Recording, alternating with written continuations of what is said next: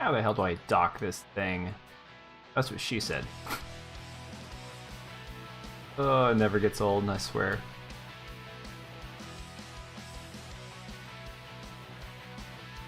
Can't decide how loud to keep the music. I know I'm technically using like copyright-free music, so it shouldn't have a problem. But I've had so many times where I'm using this music and all of a sudden like I'll see a copyright claim on a past video or something.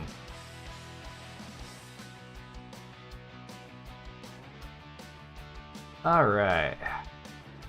Grab my bottle of water and we'll get going on here. Oh, that's too big. Never heard that before. Ah, shit, I forgot to log into chatbot, see if this actually does any good. Ooh, too loud. Wow.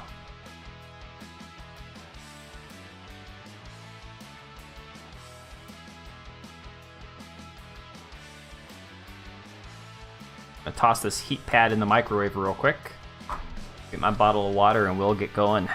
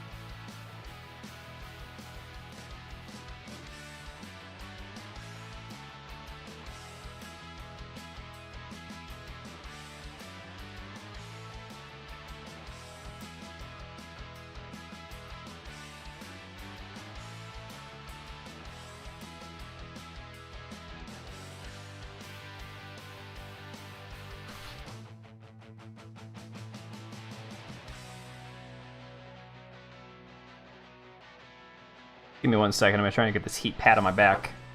Got my damn old man back here. There we go. Alright.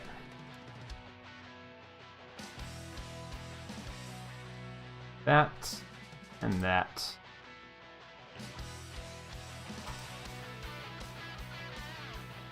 This song kind of slaps, not gonna lie.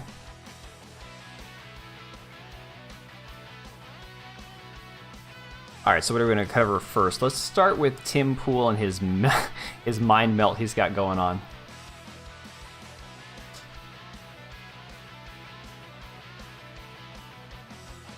Honestly, a long time ago, seeing that he was a Vice reporter really should have tipped it off. Everybody should have figured that one out.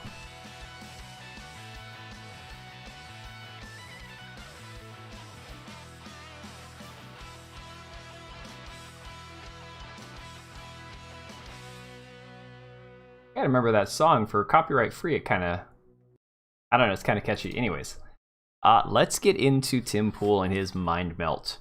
So I'm not gonna go find the video. He was doing his podcast on the Pfizer thing where James O'Keefe got removed by the board. And honestly, like, I went and saw the clip where he issued his apology to the quartering. I don't know. I'd say it was an apology more to the quartering than to the actual fans, the people that were feeling like me, that were kind of like told to screw off if we had like similar channels that we followed. And honest to God, when I watched his apology, I'm like, that was it. Basically, it was one of those let's stay together for the kids kind of things. And personally, I don't feel like that's worth it. So as of today, I'm still not going back to seeing Timcast, like watching his videos. I'm not subscribing to him again. I don't believe it. Plus, when you add in all this stuff with Shane Cashman, and we'll get into part 3 of the article, that all goes back up to Tim. That goes back up to who Tim is, who the people he associates with, the people who are in the Cast Castle, all these people. So his apology was pretty weak sauce, if I'm being honest. It was pretty pathetic. And today he has gone on this was at 5 o'clock this morning. I didn't realize it was so early. I know the man works himself to death, so it would explain some of like his midlife mental breakdown he's having, I guess. I don't know, but we're going to recap real quick where Tim is at and kind of go into the Shane Cashman article part 3, which is a doozy, I'm sure. I haven't even looked at part 3 yet. I wanted to wait. I wanted to see it firsthand on the stream tonight, so we're going to get into it in a minute. Well, let's kind of recap where Tim Pool's brain is at. He put out this Twitter poll where he let me see if I can find the poll real quick. He put a poll out earlier. Should I shut down Timcast and retire? It ended up with 52.8% saying yes in the final results. 374,000 votes, almost 375. And he responded about it 21 minutes ago. It says, as stated, I will be shutting down Timcast and retiring from the channel, which becomes the house for Timcast.com. I'm not sure what he means. The channel which become the house. I don't know. Grammatical errors, I guess. My morning show is consolidating on youtube.com/TimcastNews. IRL schedule will not change. So my assumption is he's shutting down his personal monologue channel, which sucks for me because when I was watching Timcast, that was the one I'd watch. I didn't watch his IRL show for the most part. A lot of people had the same complaint. I didn't see it as much until lately, that he kind of just talks over his guests anyways. Doesn't provide them with like the platform to actually expand on their ideas. And so it seems like if he's not just shit posting like he normally does, Timcast is shutting down. Not Timcast IRL, the actual show in the evening, but his personal monologue channel. So, okay. No, this seems like melodrama, okay? Literally melodrama from the guy who doesn't do drama. Going back to drama, 5 o'clock this morning, 5:17, he put out there, I realized last night that there is a radical misalignment between my values and many of the largest culture warriors. Now, I don't understand what he means by this. When he says culture warriors, first of all, I don't view pop culture entertainment like, okay, prime example, somebody like Overlord DVD. If you're not familiar with this channel, he does everything theatrically. He plays a supervillain that he's fighting the war on woke, and he does have some inside information. Sometimes he gets his rumors right, sometimes they're not, but he typically has this kind of this character he plays, right? And so I wouldn't consider him a culture warrior, even though he reports on things that are part of the culture. Like I want to know what Tim means by culture warriors. Is he talking about Crowder? Is he talking about Daily Wire? Is he talking about people that are, you know, more established than he is, like Blaze Media? I don't understand this. So he goes on to say the death threats, revenge porn, etc. Revenge porn, I think, has to do with Cassandra. I'd be betting 99% sure that's what he's talking about. People are not willing to stand up for their businesses, schools, to stop kids from being castrated, but they'll break the law because of a single woman they don't like. First of all, that's a lot to unpack. That is a lot to unpack.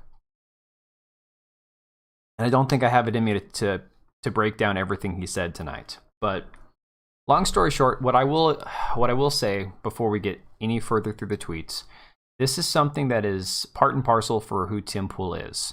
He's not married. He has no kids. He has plenty of money coming in. He's created a large business, and that's on his credit. Credit to him, right? He's done it himself. But he's done this before. I remember back when before Jack Murphy was a meme and he was on Timcast, he was arguing with Tim because Tim told him, look, I know your kids are in high school and they're playing baseball and they need scholarships and they need to get the poke to stay in school and their future rests on them making that decision. But your kids need to sacrifice. You need to sacrifice and say screw their future and stand up to the government tyranny, all this stuff. Fine. Morally, ethically, Tim was right. But Tim was coming from a position of not having kids. He didn't have to make that decision for his own kids. Okay. So Tim has always done this where he'll advocate for something I'd say he has no skin in the game, except being doxxed, being swatted, all this stuff. Sure, Tim has some skin in the game. I'm not saying he doesn't. But he always advocates for other people to be like the little minions and soldiers in the war that he thinks he's fighting. I think is more of an accurate way to put it. Tim is very good at saying, you all need to go do these things even though I'm not at risk of getting canceled, I'm not at risk of being homeless, I'm not at risk of being any of these things. I mean, Tim's got security, he's got a big mansion, he's got a large platform, he's got all this stuff going for him. So he doesn't have to worry about the same things as somebody who's paying, working paycheck to paycheck trying to feed their family. It's just not comparable. Okay. Now that I've said that, let's continue. We have passive viewers and fighters. The fighters won't fight, mostly the machine, but they will fight for drama. The passive viewers agree, but then don't fight. Generally, not absolutely. I mean, might be a fair point. Videos just about me get more interest in war, economics, culture, revolution. That's why political channels make fake videos about me. It's more interesting than politics. I don't know about that. I mean, political discourse is probably one of the biggest topics in this country. Honestly, I think if nothing else, 2020 happened and people care less about celebrities and drama and reality TV and all that other crap that goes with it than they ever cared about before. I mean, politics, yes, it's become more polarized and tribalized and extreme, but it's definitely, people talk about their politics more now than they ever used to. So I don't necessarily buy into that. I'm not interested in drama, fame, money. I'm interested in worldly affairs. This is why I used to travel around, but it seems most people either won't stand up or are only interested in drama. Tim, you don't see the people day to day that stand up. I mean, think about the millions of people that protest on a daily basis around the world. I don't know. That seems kind of far-fetched to me. Hey, 14% Viking. Morning. It is actually, I think UK, you're about 8 hours ahead of me. 9:45 p.m. here. I'm West Coast, so good morning to you. Or top of the morning to you. So let's see here. Obviously, some people have started fighting back, running for office, making cultural content, and more, but the real energy isn't there.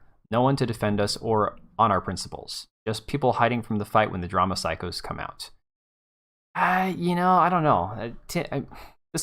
I feel like so much of this goes back to Tim's narcissistic personality where he feels like he's doing this all by himself. When the reality is, even people like me, relative nobodies on the internet, every one of us that starts a YouTube channel and starts talking about these things that are culturally relevant is a form of fighting and speaking out. So I can't agree with him there. There's too many people that are actually taking action these days. There's always going to be people who sit back and do nothing. But Tim's not exactly doing anything other than talking about stuff from his giant mansion. 5:46, okay, yeah, so I guess you are, if I can do math properly, that I believe you are 8 hours ahead. Well, hopefully you have a good weekend in store for you. People can reply in this thread saying I'm wrong or whatever, but that's exactly my point. A misalignment in our values. Beyond that, there are also other glaringly obvious problems. I would say the fact that we can disagree makes us more... It's one thing to say, we're not going to agree on everything, but at least we can agree on some basic principles. That doesn't mean our values are misaligned. Being willing to disagree and debate, that's what is supposed to be a sign of a normal, healthy, functioning society. Like being able to discuss things and not always be... We're not supposed to be like-minded all the time. We're not supposed to be a cult. We're supposed to be able to disagree on things. So I don't know. Beyond that, there are also glaringly obvious problems. People want to come on the show for fame. I can't speak to this because I don't know what goes on at Timcast behind the scenes, and I don't care. This is not for me. So he's just going on about his own personal experience. I can't speak to it.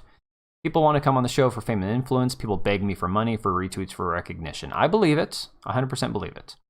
That's the power machine. Lots of people watch, so now people want to come on the show. It's reality. It's sad. I don't think it's sad. I mean, the whole point of having a big show with a big platform with a large audience is to want to cause people to want to be on your show, isn't it? That's the entire point. This has all grown way out of proportion to whatever I wanted to do, and I am no leader, no general. I just want to read the news and learn about how the world works. Talking about it was a byproduct of wanting to experience it. Look, if Tim had stuck with the show that he's now canceled, totally left Shane Cashman out of it, that's the really funny thing. I'm going to get into the part 3 of the Cashman article in probably about 10-15 minutes, but I haven't even looked at it yet. I skimmed the second half of part 2 earlier because I wanted to be caught up on that. I didn't finish it 2 nights ago. And then I watched Tim Pool's half-assed apology, to which he never actually apologized to people like me who he said, don't come back, don't watch my channel. If you watch these other people, I don't want you in my audience. He never addressed that statement, which is why I'm like, your apology means nothing to me. The Shane Cashman thing, oh God, I finished skimming through the second half of that article. I'm like, this is literal garbage I'm reading here. And it just keeps growing. The expansion seems infinite, and it seems like a mistake. I've talked about this repeatedly for the past year, especially with the death threats, swatting, burglaries, and stalkers. The stalking really gets me. People crying, begging to be let in. I remember a story about how somebody wandered into his property, and then somebody broke into like one of his outbuildings. I'm not sure what he means about literally people crying, begging to be let in. Former employees centering their whole lives around me, that's got to be Adam Krigler. It's got to be anybody else who was on the show that's not there anymore. I don't know. It's crazy. For what reason? The level of obsession some people have with me terrifies me. The obsession thing, again, it just cracks me up. He thinks the entire world's obsessed with him. Not because I fear for my safety, but because I worry about human priorities. I mean, everyone's got their priorities screwed up. That's nothing new, Tim. There are people built for this type of life, but it ain't me. Obviously, I consistently break all the rules of PR. People simultaneously demand that I don't bow to the mob, but also I'm arrogant for not doing what the mob says. I summed this up on my live stream a couple nights ago. The reason the Eliza thing blew out of proportion, and people were like, you have to cover this, you have to cover this. If a man can sit there seeing money come in with the intent of having people read your messages and you choose to ignore those messages despite the fact that there's hard-earned money attached to it, what's the point of taking super chats if you're going to ignore them? Like, if Tim wanted to either not take super chats or not have people pay for memberships and you wanted to ignore the chat, he would be 100% entitled to do so. I would have no problem with him doing that, because then you can literally say, hey, I pick and choose the topics, you can't force me to do anything. But when you're accepting like monetary donations to fund your program, and that's only provided by the people who are actually supporting you, both by watching and by paying, and you choose to ignore the things that they're asking you to talk about, that's not them demanding that you... it just blows my mind. Like, it could be the worst subject on the planet. It could be something you have no use for. Like, I hate talking about cars. I barely understand how cars work. I'm not a car guy. But if somebody sent me a super chat and said, hey, let me tell you about how this combustion engine works or whatever, I would sit there and listen, or I would talk about it, because that's their hard-earned money. That's showing respect. Tim, I might quit. Tune in tonight to find out. Well grifted, Tim. 100%. 100%. How are you doing, Invictus? But, you know... the thing is, I would never be that person that would super chat just to get somebody who doesn't want to talk about something to try and talk about something, because I value my money too much. I don't want to waste my money just to try to get it under somebody's skin, you know? In the last year, we've been swatted 15 times. We think it's related to stalkers of mine and former employees. We have had a few burglaries that if I choose to prosecute would result in collateral damage to my business and properties because of how the law works. I mean, that's true. Look, I mean, I have a brother, but I haven't talked to him in years, that had his house broken into and burglarized twice by his next door neighbors, twice within a week. And literally, the insurance didn't want to pay for it. The cops never pursued it. He never got all of his stuff back. Laws don't protect the innocent, unfortunately. Hey, morning, Butcher. Well, morning where you are, evening where I am. Bless you. One person tried to use using burglarizing my studio. His grammar feels like it's a little off to me. I could be reading it wrong, but you know, he tweeted really early, so that could be it. Tried burglarizing my studio to get James O'Keefe and Andy No's home addresses. Long story, but yup. Either we paid legal fees to block it or we dropped the charges. It was a trick. The amount of back-end shit that goes on to make this machine work is a bit crazy. It seems a bit too much for me. What end, I ask? What is the end goal? What is the fight for? I mean, again, without playing into his drama, because this is all Tim stoking drama when he says he hates drama. Tim, you've made it. The fact that all these people are reading your tweets, 100 on this thread, you've got, starting back at the very beginning, 1.3 million views on this thread, Tim. If you don't care about fame, if you don't care about fortune, if you don't care about expanding your brand, if you don't care about marketing yourself, if it's not about you, then your name, your news organization, your little blue check mark right next to your name to show that you're a verified person, what does it all mean to you? If the poll had gone his way, he would have said thanks for all the support and then quietly transitioned into a single channel. It didn't go his way, so he made it about consolidation. Yeah, I 100% agree. I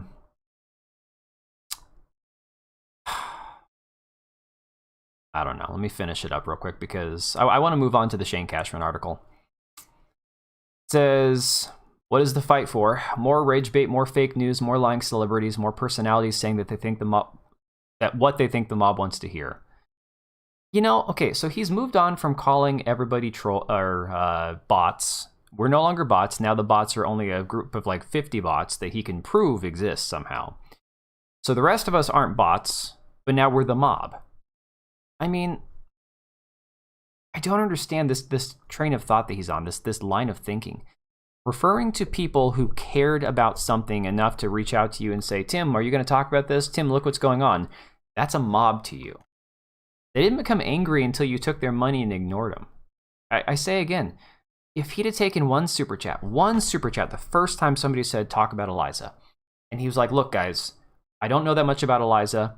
I can see what's going on. I don't like censorship, but I don't have all the facts on it, so we're not going to talk about Eliza. Problem solved. Done. Literally, he could have just done that the first time. And I don't know if he did or didn't. Like I said, I asked a couple nights ago. I haven't seen any clips from that show, but when he told Scrozma Goats to screw off, I haven't seen anything proving that he didn't just straight up ignore people like the Jack Murphy thing. And the Jack Murphy thing, this is why this is Jack Murphy 2.0. Because of the fact that this has led to where we are now. Tim, we all know you won't quit. You love money and you're invested for 5 more years or you wouldn't be building a bigger studio. I mean, yeah, come on. That is such like clickbait garbage. I mean, it's just pathetic. Whatever. See. More politicians proposing nothing, trading stocks, lying on the news. Like AOC talking about the Boston Children's Hospital. Humans, am I right? That's how humans are. That's literally how we do things, unfortunately. It's the good and the bad that comes with being human. How many years will Democrats propose reparations? How many years will we debate term limits? The cycle never seems to end. It just sucks up a new generation to debate the same shit that humans forgot they already debated. And at a certain point, I just stop and say, I've talked about this 73 times already, WTF, but I'm over it now.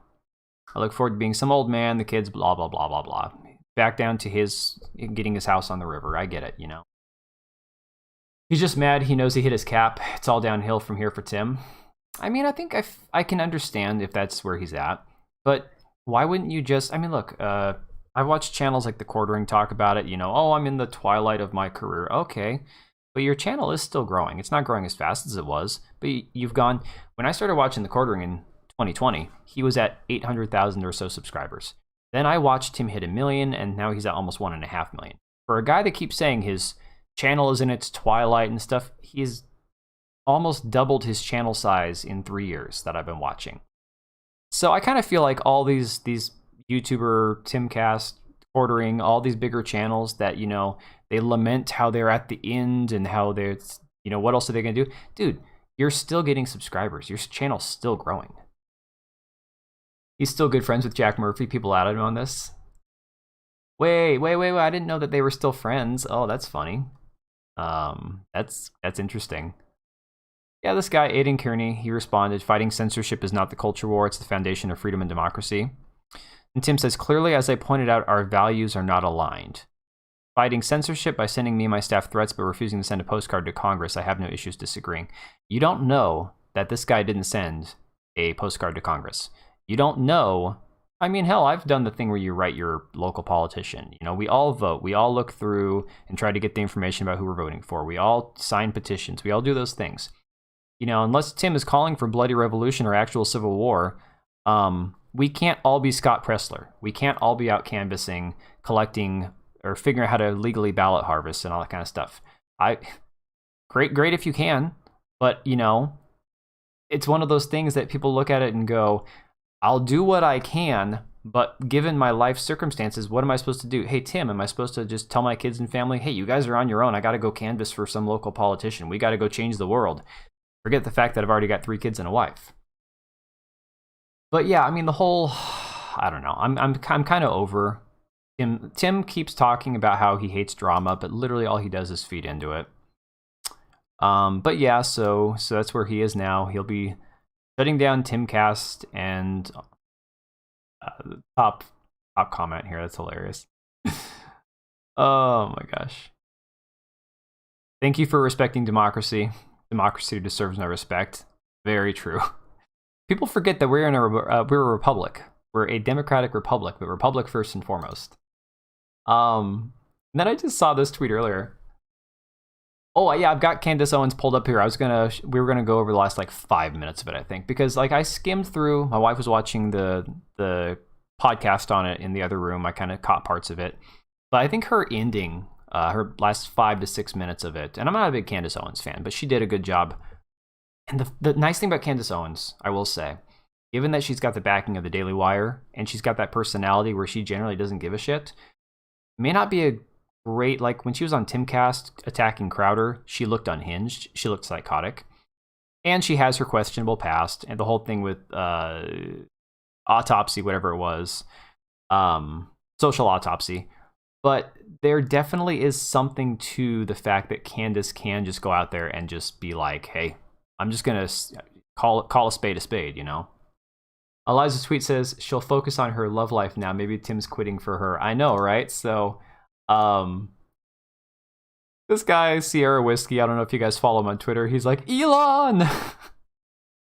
I'm freaking out going, I don't think this means anything, to be honest. I don't believe, I mean, maybe she found somebody. Maybe that there's somebody that'll take her. I don't know. Who knows? But I think if anything, Eliza's been posting like a nut job for 2 days. Not either, but when someone has a good take, it's good. Yeah, you have to take notice of it. Absolutely. You got to give credit where credit is due. And this thing with Eliza, I noticed something I forgot to mention the other night, guys.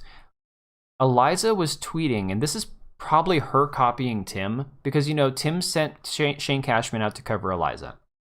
And I feel like Eliza, whether or not Tim intentionally did it, Eliza was there thinking that Tim was covering for her by sending her buddy Shane to cover her and talk about it. I mean, look, on Twitter, Eliza was saying, you know, look, part 2 hasn't come out yet, and we've worked really hard on this. It's like, Shane's supposed to be interviewing you.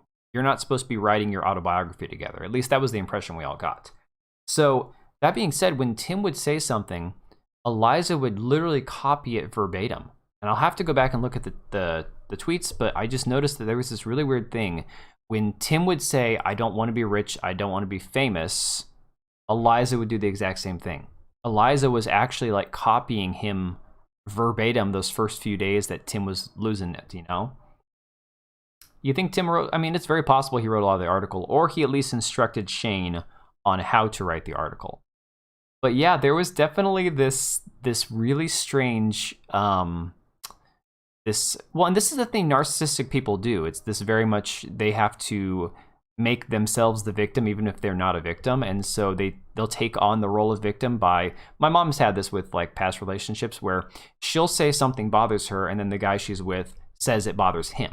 You know, it's like you're absorbing the other person's issues. Candace has a research team combing the internet 24/7 like Project Veritas. I mean, that's what money will get you. I mean, with that kind of money and resources, it's pretty useful. So basically what we got here is I was skimming through the rest of part 2 of Shane's article, because I ran out of energy the other night. I ended up going to sleep at like 2 o'clock in the morning. Last night I think I fell asleep around 1:30. So I got kids that have baseball evaluations in the morning, so I'm not going to be up past, I'll say, like 11:30 or so maybe. So I went back earlier and was kind of skimming through the rest of this article, and there's a couple things that stuck out to me that I was like, this just doesn't make any sense. There's some Tim speak in the article where Tim rubs off on Shane. Tim has a Tesla. Eliza drove a Tesla. She doesn't own one. Ooh, you really think that that's the thing, the two of them?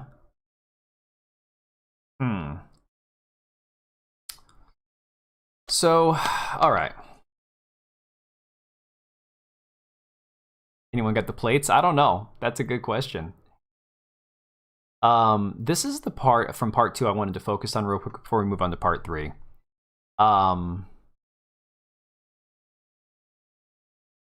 Let's see. She denied, you know, she said the whole thing that these people that she knew from her younger years that were in the Daily Beast article, that they weren't really her friends. She barely knew them. They had no way of verifying that she wasn't being trafficked at the time because, well, she might have been being trafficked for a month out of a year. That doesn't mean that she was trafficked the whole year, blah, blah, blah. Basically, it's a lot of back and forth. Like, it's a lot of word salad, you know, the kind of like the first part of the article. So he asked her, I guess the video that started the fire on Twitter happens around this time too, correct? She goes, yeah, I don't quite know yet how that whole situation is going to pan out, but I'll say this, my legal team knows every single thing about my story, every single thing. WorldStar made a decision to take the video down. Google and YouTube have made the decision to take the video down. They're going to continue to keep taking the video down to the best of their ability, and Twitter decided to take the video down to the best of their ability. My legal team made it clear to these tech companies that they have proof that was convincing enough without a lawsuit for them to pull the video down. I think that speaks for itself. The thing is, like, she claims she has no money, claims she has no cell phone, claims that she does all these things with the shirt that she has on her back and nothing more. But for some weird reason, she can afford a legal team.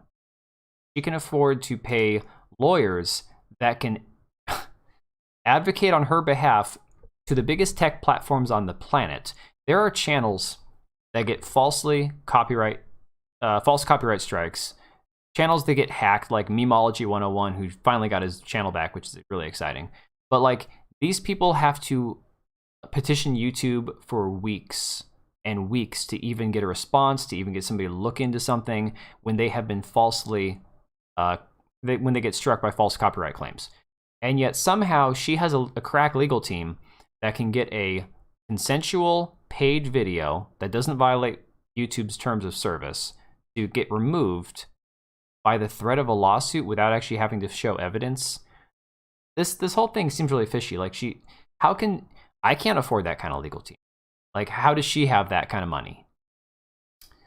He asked her, can you talk about how they did that? What was the proof? The overarching goal now is not to get any money, but to create and help others that hopefully don't go through that. At no point have I asked anyone, any tech company or anyone, to restrict someone's ability to speak freely, even when it's against me and even when it's vicious and malicious and disgusting and hateful. I have never once asked for anything to be removed like that. People have been trashing me online since MySpace. I can say without a shadow of a doubt that I have never once asked anyone to restrict anyone's ability to speak freely ever, and I never will. Didn't answer the frickin' question. He asks her what was the proof. This is her answer, and he literally moves on, okay? So he asked her about being public video. She said it's not public anymore. Just a bunch of frickin' word salad, right? That's all it was. There was one part of this that I wanted to talk about before we move on to part 3. It's weird that Britney still isn't reinstated when the others that posted the same things she did already had theirs back. Well, okay, so the quartering got his back, I'm positive, because he deleted his tweet. Same reason that Defango at one point got his back, the same reason that a lot of people, I mean, I had to delete my tweet, which was linked to my YouTube video on her and Annie Donowald, in order to get my account back. I appealed my suspension and waited 3 days and never heard back, so I just deleted it. But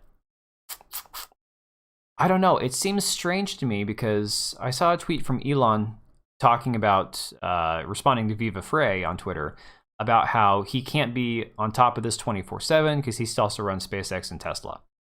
Really weird to me because up until now, Elon has been that guy that, you know, you go, okay, when does this man sleep? Because he's always tweeting about random stuff that doesn't really mean anything. But now he's nowhere to be found. I find that a little interesting, kind of suspicious. So he says, but that video was public before this, and to those that kept posting it, it seemed like this was merely an attack on free speech from someone who said they die on the hill of free speech. How is this free speech? She responds with, if you can't tell the difference between human rights violation of human trafficking, sexual exploitation, and free speech, then you have a bigger problem than worrying about where my principles lie. Sexual exploitation happened when she got paid to do the video that she consented to. Nobody that used a screenshot or shared the video of her sexually exploiting herself exploited her. This woman is literally deranged. If you go to her tweets today, her tweets Today, I have decided to change my story as a survivor. Okay? Change my story. I have been abused a third time on a massive digital scale. It's called image-based sexual abuse. Every individual who knowingly profited off this content without my consent has become my abuser in my story. In her made-up fairy tale. So my wife, I woke up this morning, she rolls over and she tells me, did you know that you sexually abused Eliza? I'm like, that's news to me. And she's like, yeah, she said so. I'm like, oh, okay.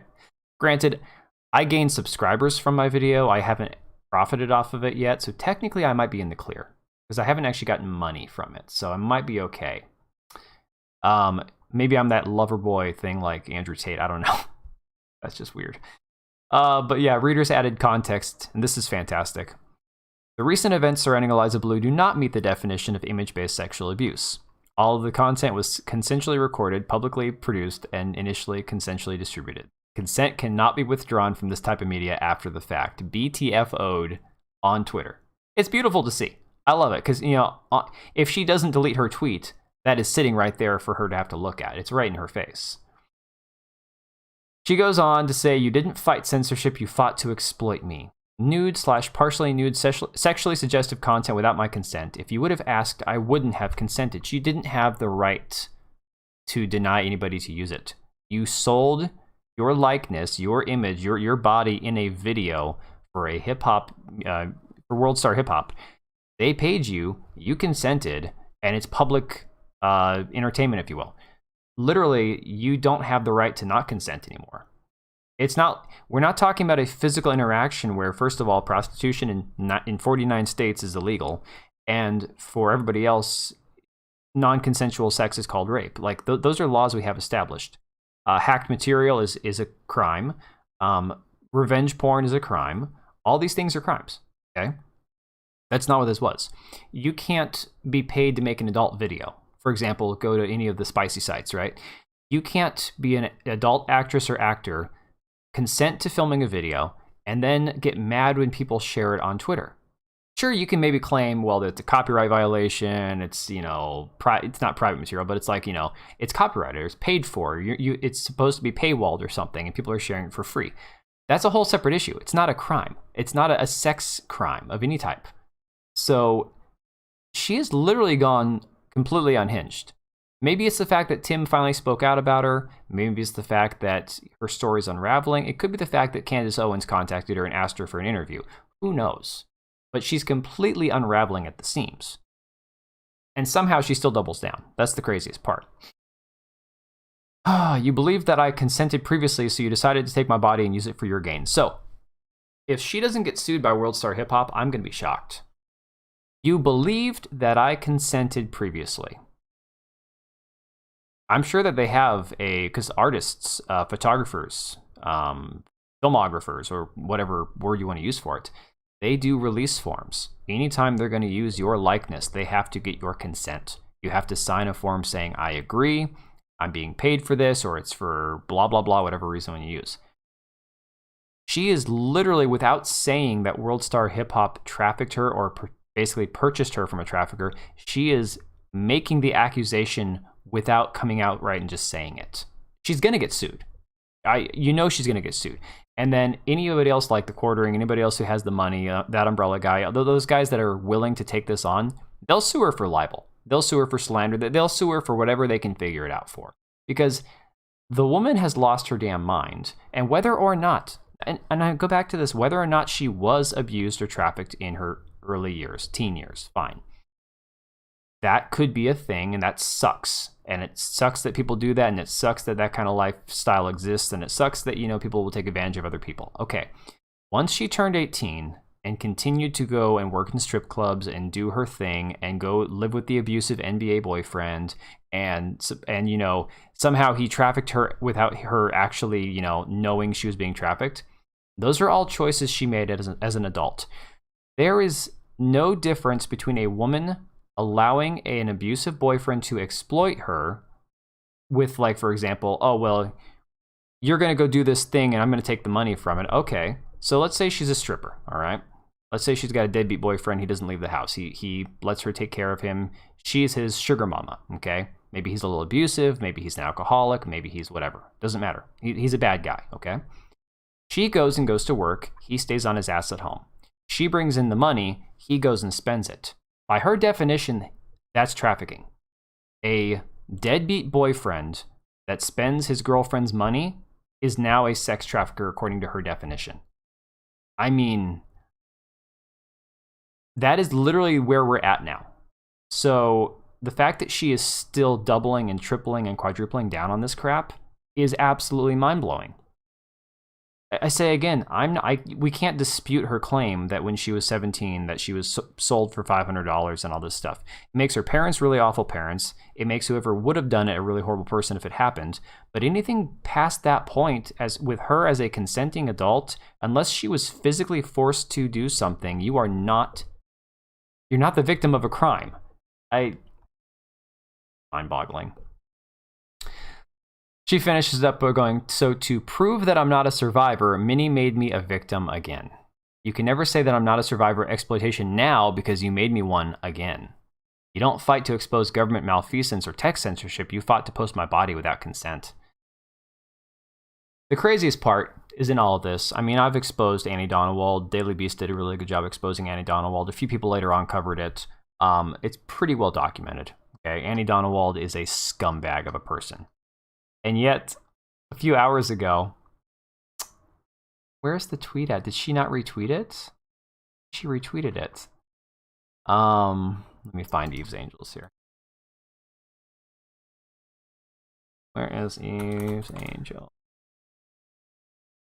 Woman spent way too much money on Botox. I'm just going to come out and say it. Here we go. Any survivor watching this, I'm here for you to support your journey like I was in 2013 with our girl. Don't let these bullies scare you from living and speaking your truth. You are believed. Your story is powerful. You are loved. And the God who's with me is bigger than all of them. So somebody on Twitter pointed out that she apparently, despite claiming to run a nonprofit, hasn't actually filed paperwork, the nonprofit tax paperwork gift file, in like 3 years. So her claims, Miss Annie Donowald, of running a nonprofit literally are as bogus as her fake ass lips and all that Botox jammed in her skin there. But yeah, people are already pointing out like, you know, did you really tell your daughter to make up stories about your parents abusing her for money? It's like, yeah, she did. Well documented court case. The funny thing is that there are still people falling for this crap. It's mind blowing that people are so oblivious to what's going on. And this is why Tim Pool just didn't understand why this really matters. Anytime that you have a chance of exposing these people, these are real life people. These are real life people taking advantage of other people. They're taking advantage of victims. They're taking advantage of people who are sympathetic. They're taking advantage of people who are willing to part with their money to try to help people that they believe have been victimized. And all it does is goes into the pockets of corrupt, disgusting snakes. That's all they are. And on top of that, the whole censorship story. The fact that people lost access to their accounts, some of whom were paying for their $8 a month Twitter Blue crap. And it's like, you have paying customers that are being denied access to their accounts. It's just insane. But yeah, let's get into part 3. I kind of want to where the heck is that at? Open in web browser. There we go. All right, so guys, I have not looked at part 3 yet. You're gonna have to just bear with me on this. I don't know how long it is. I don't know how wordy it is. I'm sure it's more of the same word salad that we've already read. So I'm gonna take a drink of water and we're gonna get into this shit.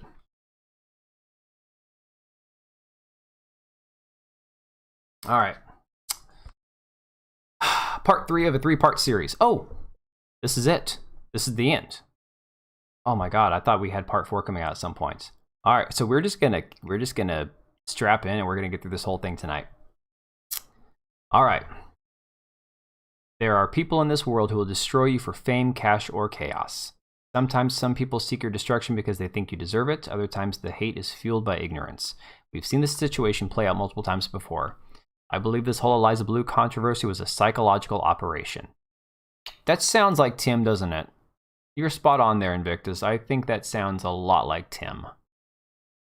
Coordinated hit job, orchestrated hate, then everyone bought into it. The Psyop grew so loud that it was the only thing people could hear, and I am disappointed in everyone who fell for it. I don't respect the way most people handle it, but I believe in a redemption. This shouldn't negate the real conversations I enjoy about censorship in the tech elite's bubble. This is mostly directed at the targeted harassment that was disguised as some kind of Twitter heroism. Wow. This is going to be interesting. I believe this entire smear campaign was manufactured and it grew into something organic because a lot of real people interact with so many bots. They don't read things fully, don't go beyond the clickbait. That's it, that it's nearly impossible to tell them apart. Look at how by the time the story wormed its way up to most of the well-known political commentators that they were thinking Eliza was a genuine employee at Twitter. It's maddening having to watch a story mutate like this, but we grew up talking about the game of telephone for a reason. As much as everyone crying about how Eliza's situation was a case for gatekeeping on podcasts, as much as they ridiculed show hosts for not properly vetting their guests, these very same people hadn't vetted the one person that started the entire controversy in the first place. Or maybe they did and they all worked together. Maybe we will know one day. Now, are they talking about Brittany Venti, or is he talking about Eliza? That's my question. He says people didn't vet the one person that started the entire controversy.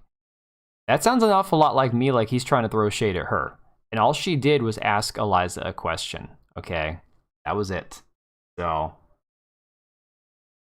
okay. In the wake of the Twitter suspensions connected to World Star Hip Hop video, a lot of YouTube commentators started saying that podcasts should start vetting their guests better. I would suggest the same should go for your sources of information, the people you're willing to pal around with as you mock someone's downfall.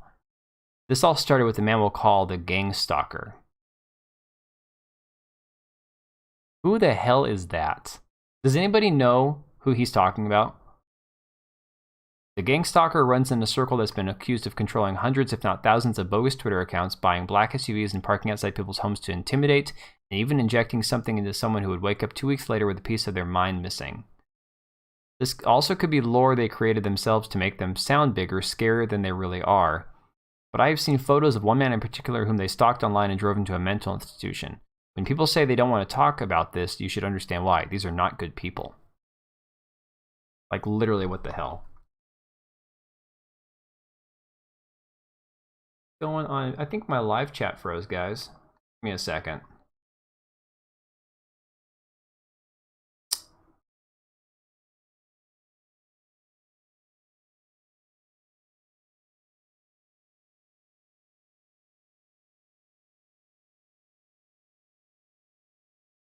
Hey, Invictus, if you're there, or Leona, can one of you guys just let me know if live chat's still working? Because either I was behind and didn't see your messages, or it froze for a second. Either way. Let's get rid of that. All right, where were we on the article here?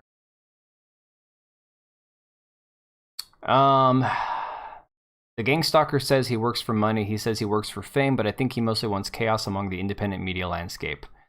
This man puts a lot of effort into... Shane made this thing, and this is a thing the article said the article would be more clickbaity, so it hits the algorithm more. I mean, I want to Google this real quick while we're talking about it. Who is the Gangstalker?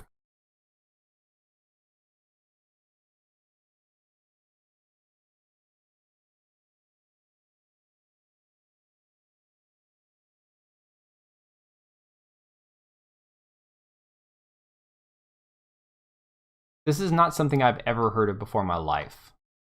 Like, ever.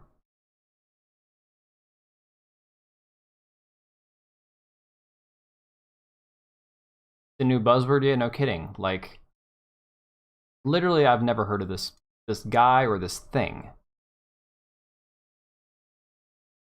Granted, I'm not exactly, like, always up on my internet lingo and all that, but to be fair, I'm not completely ignorant either. Yeah, Lohan, I have no idea either. This is completely random new shit to me. So, okay.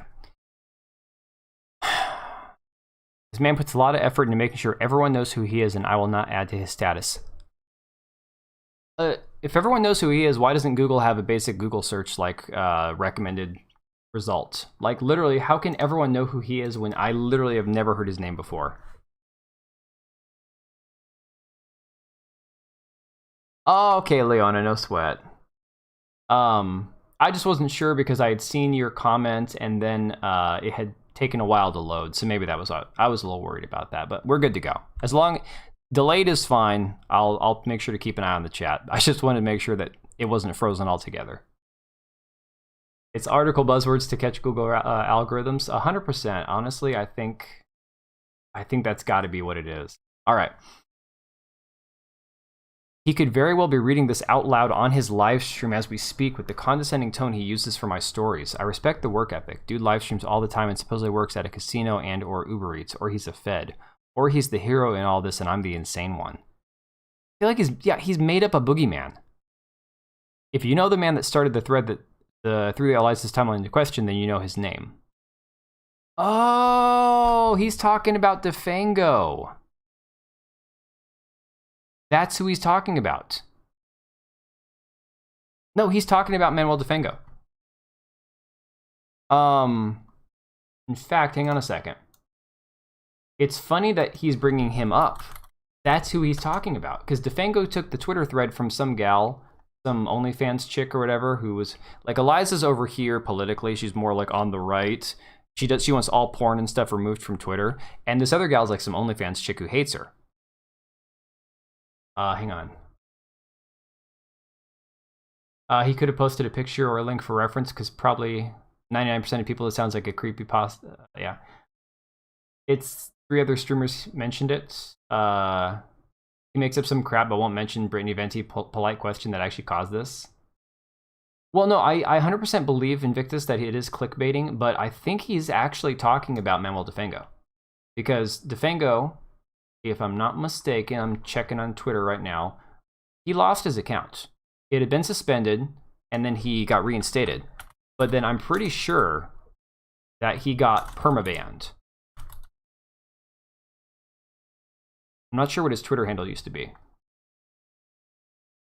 Permanently suspended, that was January 30th. Let's see here.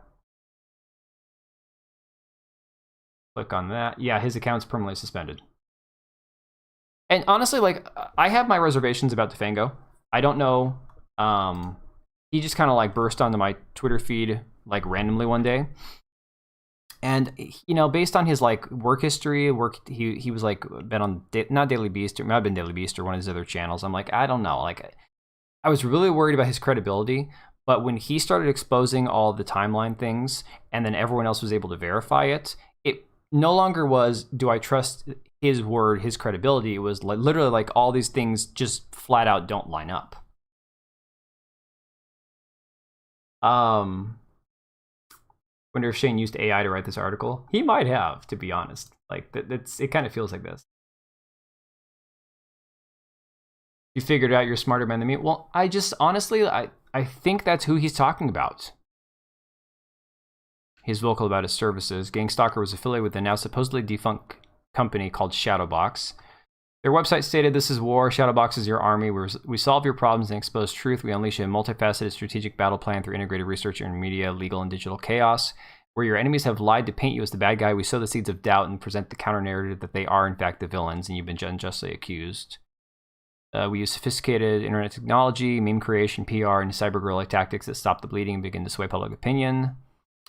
Shadowbox designs crisis management counterinsurgencies to debunk and hit back at malicious and defamatory online media attacks on our clients. Our operations unit effectively routes adversaries away from you, sending them to your chase or phantoms and rendering them exhausted and perplexed.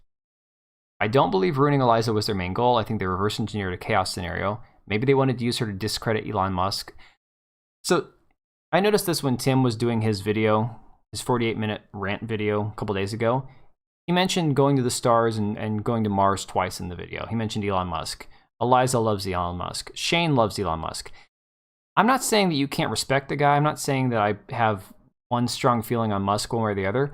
But this just feels to me like these guys are all doing the same thing Eliza did, where I'm going to stand between you and Elon Musk. You can't get to him through me. He doesn't need me, but I'm going to stop you from getting to him in the first place. Like, what is all these people? Why are they all like doing this whole, oh no, they're trying to take down. The man is worth $44 billion or some shit like that. Or no, he's worth, $200 billion, spent 44 on Twitter, whatever it was. He's the richest man on the planet by a lot. He doesn't need you to defend him. Like, literally. He's admitted just doing it solely for money. You still think she has people inside big tech simping for her? It's very possible. Tim wants to be Elon Musk, yeah. Well, I mean, Invictus, I'm apparently one of the new people abusing Eliza. I'm now one of her traffickers. I'm now victimizing her, as she claims. I have a theory. Oh, I want to hear this. Based on what I've seen from the Gangstalker and the people he's practically brainwashed with the deception campaign, he's wicked smart, and I believe he sees everyone involved as chess pieces. He knows how everyone will react to a certain situation. He has studied you so he can destroy you. This is like fan fiction, right? This is like noir, sci-fi, dystopian, like, right? And he will profit off your corpse. This should disturb everyone, especially the ones who are so up in arms about who is and isn't grifting to whatever grift standards the grifters uphold.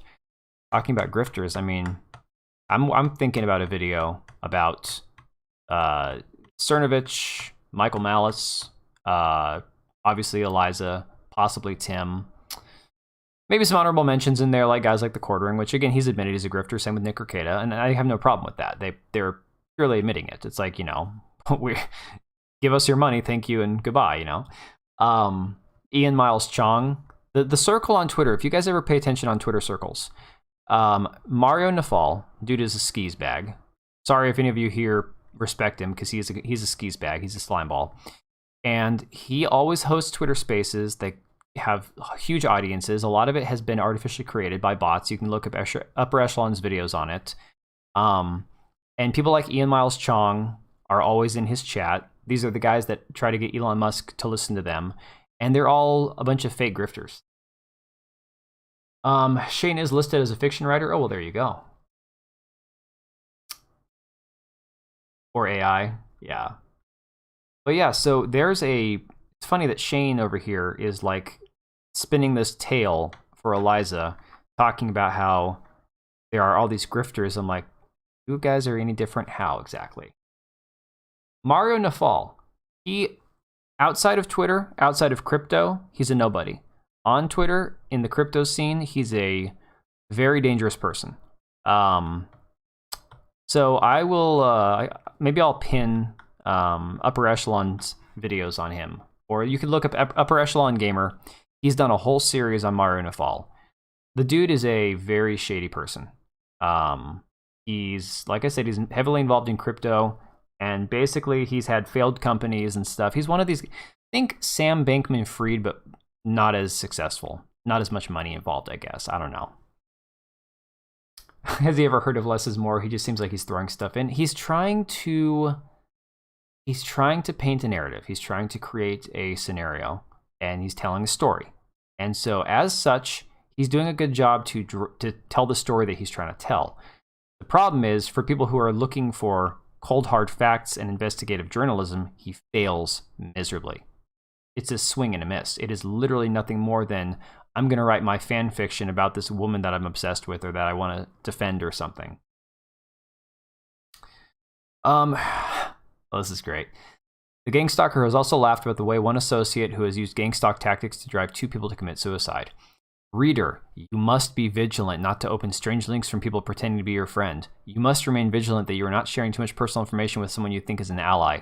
The Gangstalker will infiltrate your personal digital space, and then when he's ready, he will flood you with a psychological attack. I've seen this happen to colleagues for the past few weeks, including myself. Of course, it's not all manufactured, but I'm positive a lot of it is. Pretty hefty claim, okay? And if you're going to make this claim, much like Eliza, if you were trafficked, he's saying, I know who this person is, but I won't give him any attention. He's literally pulling an Eliza on this. I know who he is. He's a dangerous person. You must remain vigilant. Don't open any links or any story that he sends you, but I'm not going to tell you who the person is that's doing it. Were we seeing a connection here? Think about the correlation between Shane and Eliza right now. Tim fires Ian for admitting and coming out and pushing Tim into the argument. No, Ian only... You know that there was a private meeting between Ian and Tim. Ian made that video at Tim's, not request, but probably command. He probably told him, okay, we have to address this now, so let's coordinate how we're going to talk about this. My wife feels the same way, Lohan. My wife is like, boy, if you ever write a 60,000 word article about another woman, I'm leaving you. I'm like, agreed. Clearly, Tim was like to the article this way on Eliza or you're fired. Now all I can say is Shane, just fire Shane. They're the only friends he has. Leona, that's sad. That really is sad. I think his wife hit Tim. Someone definitely hit Tim. He had a bruise under his eye. I think Tim has any friends. I mean, who knows? But honestly, the whole idea that Ian did something that made Tim mad, I don't think Ian addressed that whole video thing without it being at Tim's behest. Definitely fire someone to get good PR on this. I mean, who knows? We'll see. I mean, the article's done now. There's going to be the weekend. People aren't going to pay as much attention to it unless something new comes out over the weekend. Then there's going to be the initial wave of articles and YouTube videos Monday, Tuesday, Wednesday. So we're going to have to see if this story has any legs moving into next week. That's really what it's going to come down to. My theory, say there was a man who sold subscriptions to be part of his private group. This man talked about honesty, fatherhood, and masculinity. He earned a lot of members. His platform grew. He would appear as a frequent guest on many popular podcasts. It would come to light that this man had what appeared to be a sordid past, if you want to call it that. Oh, he's talking about Jack Murphy. Everyone found out this man had done porn in the past, written articles about some strange sex practices, and suddenly explicit images of him began to circulate around the internet. When this happened, we saw a distinct fracture in the way YouTube personalities discussed that situation. The man in question was practically banished, pushed outside of our polite society. I found his story to be perverse, but I also believe in redemption and believe that people can change from the person they used to be. Unless, of course, our puritanical overlords have anything to say about it. Then they will spam places like Twitter until all you see are naked images of some stranger. Nauseating and gruesome business practice, if you even want to call it that. I wonder if he's talking about the quartering.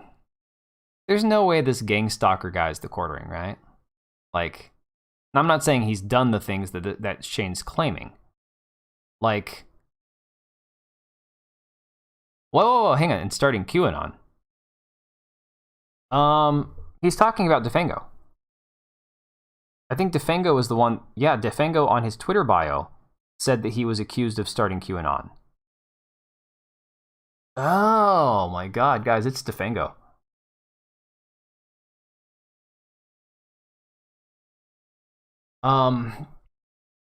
Yeah, 100% talking about Defengo. You're right, Peanut.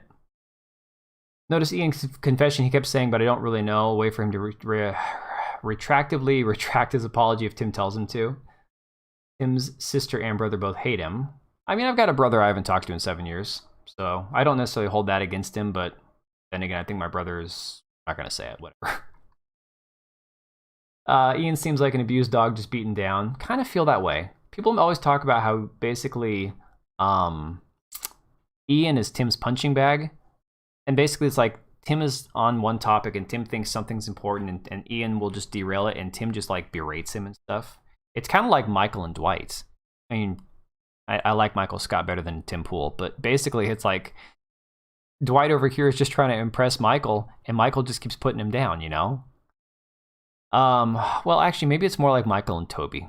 Maybe Ian is Toby. I don't know. We'll see. That's so weird. For a minute, I was thinking because the quartering did a lot of that on Twitter, sharing Jack Murphy's pictures. But yeah, this Gangstalker thing, that's Manuel Defengo. Ian plays Ian plays the fool so he can retract anything. That could 100% be it. Okay. Some internet personalities turned the naked images of this man into a business model. Others remained quiet. Some of the audience wanted it to be addressed. Others didn't care. I could be way off base, but after researching the Gangstalker and the wild claims he'd made, such as starting QAnon, I believe it's possible he used Eliza to create a similar situation as the one described. If this theory is true, he probably understood how everyone would react. He knew who would jump on the bandwagon and the meme the target into oblivion, and he knew who would remain quiet. He knew how the audience would react, and I think he knew what he could make the seed of all this seem organic, while also orchestrating an army of bots to make these names trend, tricking us into thinking any of this is important. If he's reading this right now, he's probably thinking he should tell people I'm giving him more credit than he deserves. That may be. I think there are a lot of people working with him, and they are either associates or they are bots, but the ones who have been the most cruel online to me and others are all follow each other. It's a web of chaos agents. Whatever. He's calling making memes gang stalking. Yeah. Imagine living with your boss. What a nightmare. I mean, think about what a messed up situation that is. I've talked about this before. It's basically like a giant fraternity. It's a frat house that they have there. Tim wants to be... Maybe Tim just realizes he fucked up, guys. Maybe Tim realizes, look, I wanted to talk about news. I wanted to talk about things that matter. I want to talk about culture. I want to talk about changing politics and changing the way we do things. I know a great idea. Let's make a podcast and we'll make this giant house and we'll just do this thing where guests can fly in and we'll talk about things. We'll have a podcast 6 nights a week and we can host them here and they can stay the night. And then that way nobody has to go home and everyone can stay here. And we can have a farm. We can have property. We can put up security. And in theory, it's a great idea. But then you put all those people under the same roof and this is just a recipe for freaking disaster. Frat house or brothel? Who knows? Do you think Tim and crew are scared that Eliza is going to meet to them? Timcast Media supposedly makes over $10 million a year. I don't know. To be honest, I don't know. Based on Eliza, the way that she's acting now, I imagine the one thing that'll hurt her brand, and I say brand kind of like tongue-in-cheek, is she keeps going on about how she doesn't want any money. She never did this for money, never did it for fame. So if she goes after somebody for money now, that kind of shoots her credibility even more to hell than it already is. Commie compound. There you go. Tim doesn't get an out on this. Tim doesn't care about censorship. If Tim ran Twitter, he would censor people just like liberals. Tim is very liberal. Oh, trust me, I know. It's all in line with his PR Psyop bot nonsense. And to be fair, there may be some credibility to some people using PR bots. Sure. Okay. You know, we encounter bots on a daily basis. I encounter bots on my Discord. I encounter bots on, you know, any website. You encounter bots in comment sections on YouTube. Telegram bots, they try to get you to respond to them. I'm going to give you $10,000. Message me on Telegram. But the problem I have with the entire bot theory is it completely discredits every single one of us that looked into this and did investigative research on our own. Look, what shoots his credibility to hell. In fact, let's go back to part 2 real quick. I'm sorry, I wanted to stay on part 3 today, but let's go back to part 2. He talks about Annie Donewald for about this much in here. Annie Donewald, I'm sure you guys all know, she runs Eve's Angels. Eve's Angels is a supposed non-for-profit that is it's a shell. She's just trying to get money out of people. She got sued by her own parents for lying and saying that they tried to sexually traffic her kids, that they were sexually abusive. Annie Donewald is a awful, awful person, okay? He references her in this article. Let's see here. It's where he talked to this other Annie chick. Where's it at? Where's it at? Where's it at? I think it's further up.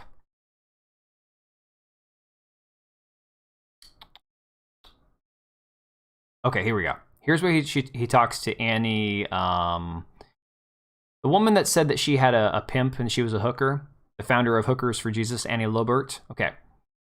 So this is as much as he talks about Annie Donewald in part 2, okay? And Annie Donewald has been exposed as a lying scumbag of human being.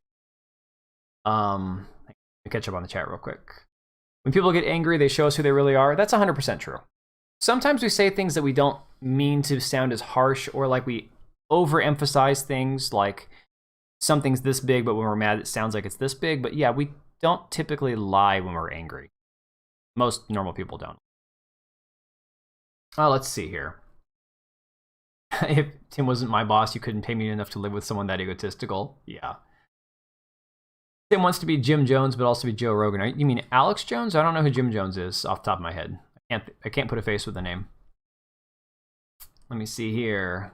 Tim does what he thinks will get him the most famous. He's a very self-centered person. He's just like Howard Stern is today, exactly like him.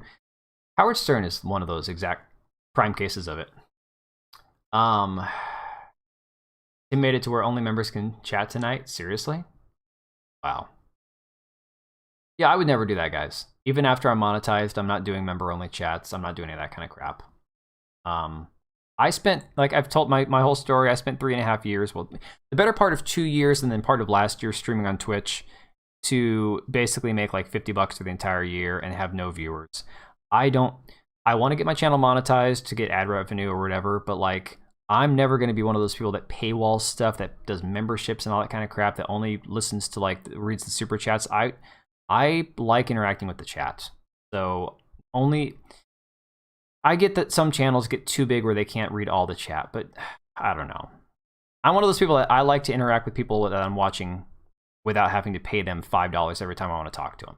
You know? Tim wants to retroactively spin the story just like Eliza. Interesting how their two personalities align. They really do. Let me see here.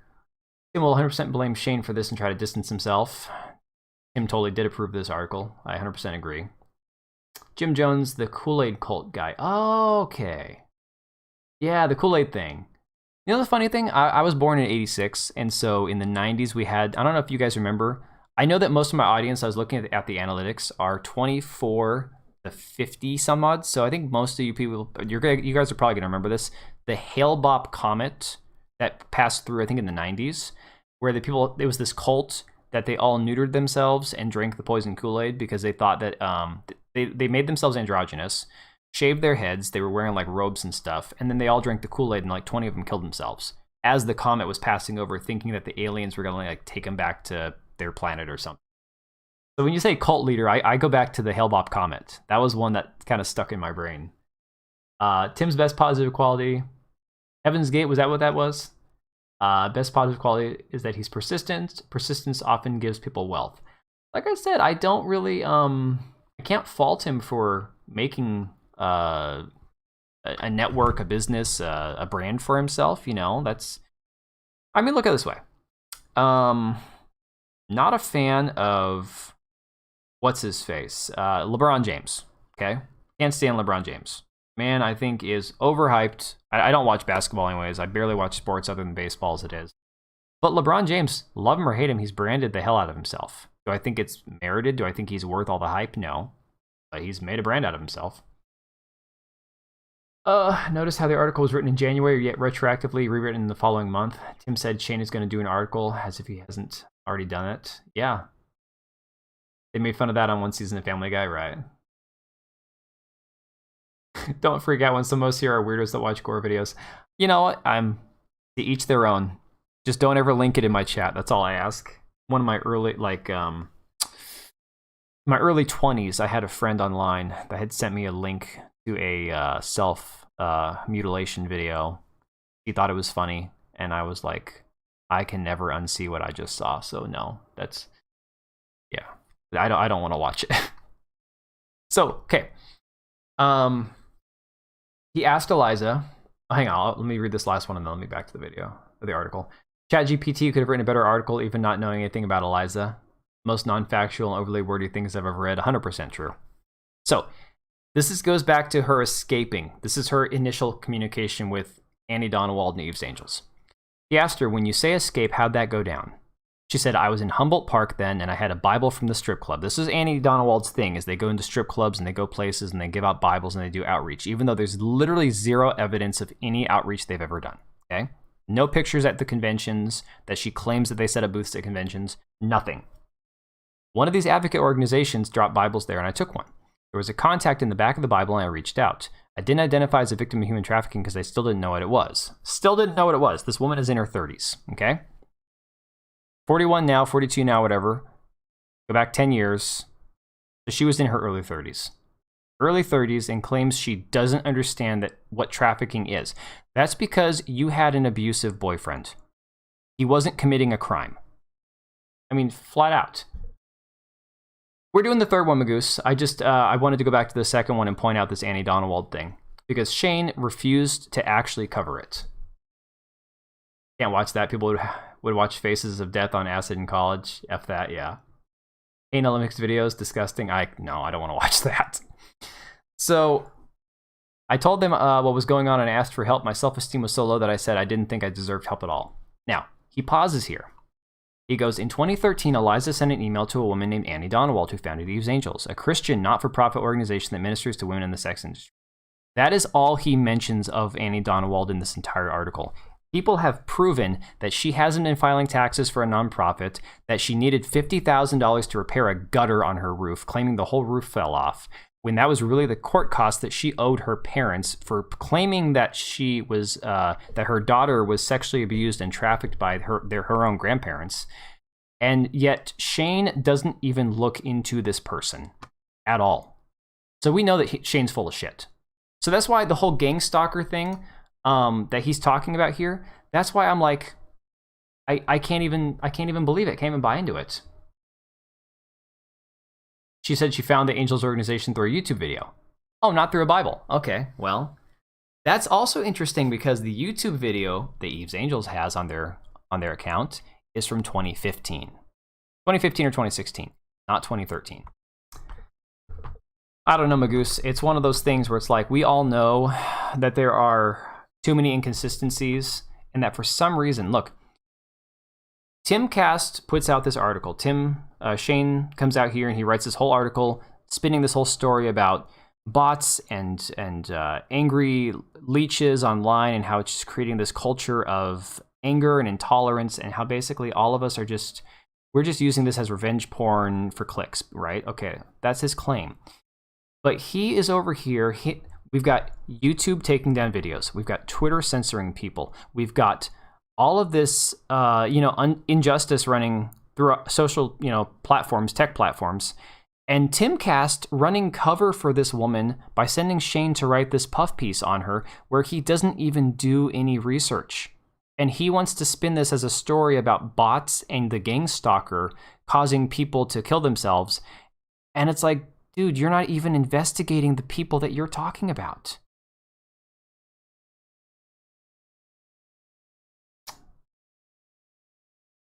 They're shady as crap, yeah. Just happened to miss every single one. Yeah, Peanut, I know. Eliza's bad at math. Look, I couldn't put it necessarily like, okay, I did this in this year and I did this in this year. My years, I'm 37 in June. I mean, I've had a lot that I've lived through, and it's like, I can't necessarily go, oh, back in this year I was doing this. I don't remember. I remember when I was 17, I really enjoyed doing this. I'd have to actually go count back the years. Fine. But I'm not out there advocating for people, Oh, he references BX Bullet in this? Oh, God. Oh, man. Now we know this article is going to be cringe. Okay. Oh, I don't know if you guys know who BX Bullet is. All right.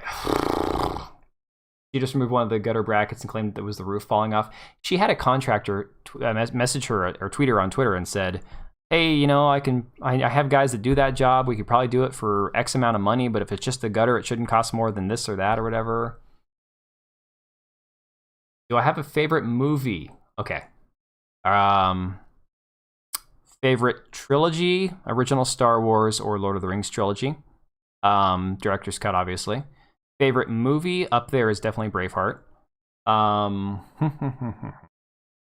I'd have to do by genre. That's like asking me favorite band or favorite song. It'd have to be like favorite action movie or favorite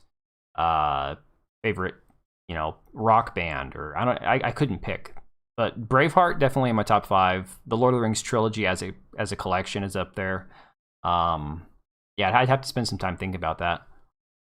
Because there's a lot of movies. I don't watch too many movies anymore. I spend so much time either like consuming content online, or in the evening I'll play a computer game for an hour to kind of like relax. I don't know. BX Bullet hates Venti and Chrissy Mayer. Oh, okay. This is getting good now. Shining? Okay, don't hate me. I've never seen The Shining. There's a lot of cult classic movies. I've never watched Pulp Fiction. I also don't like, and you guys are probably going to cringe when I say this, I don't like Tarantino films. I think Tarantino's just a weird pervert. I think he's just a creep. Something about Tarantino bothers me. I'm pretty sure the man's got stuff in his past we don't want to know about.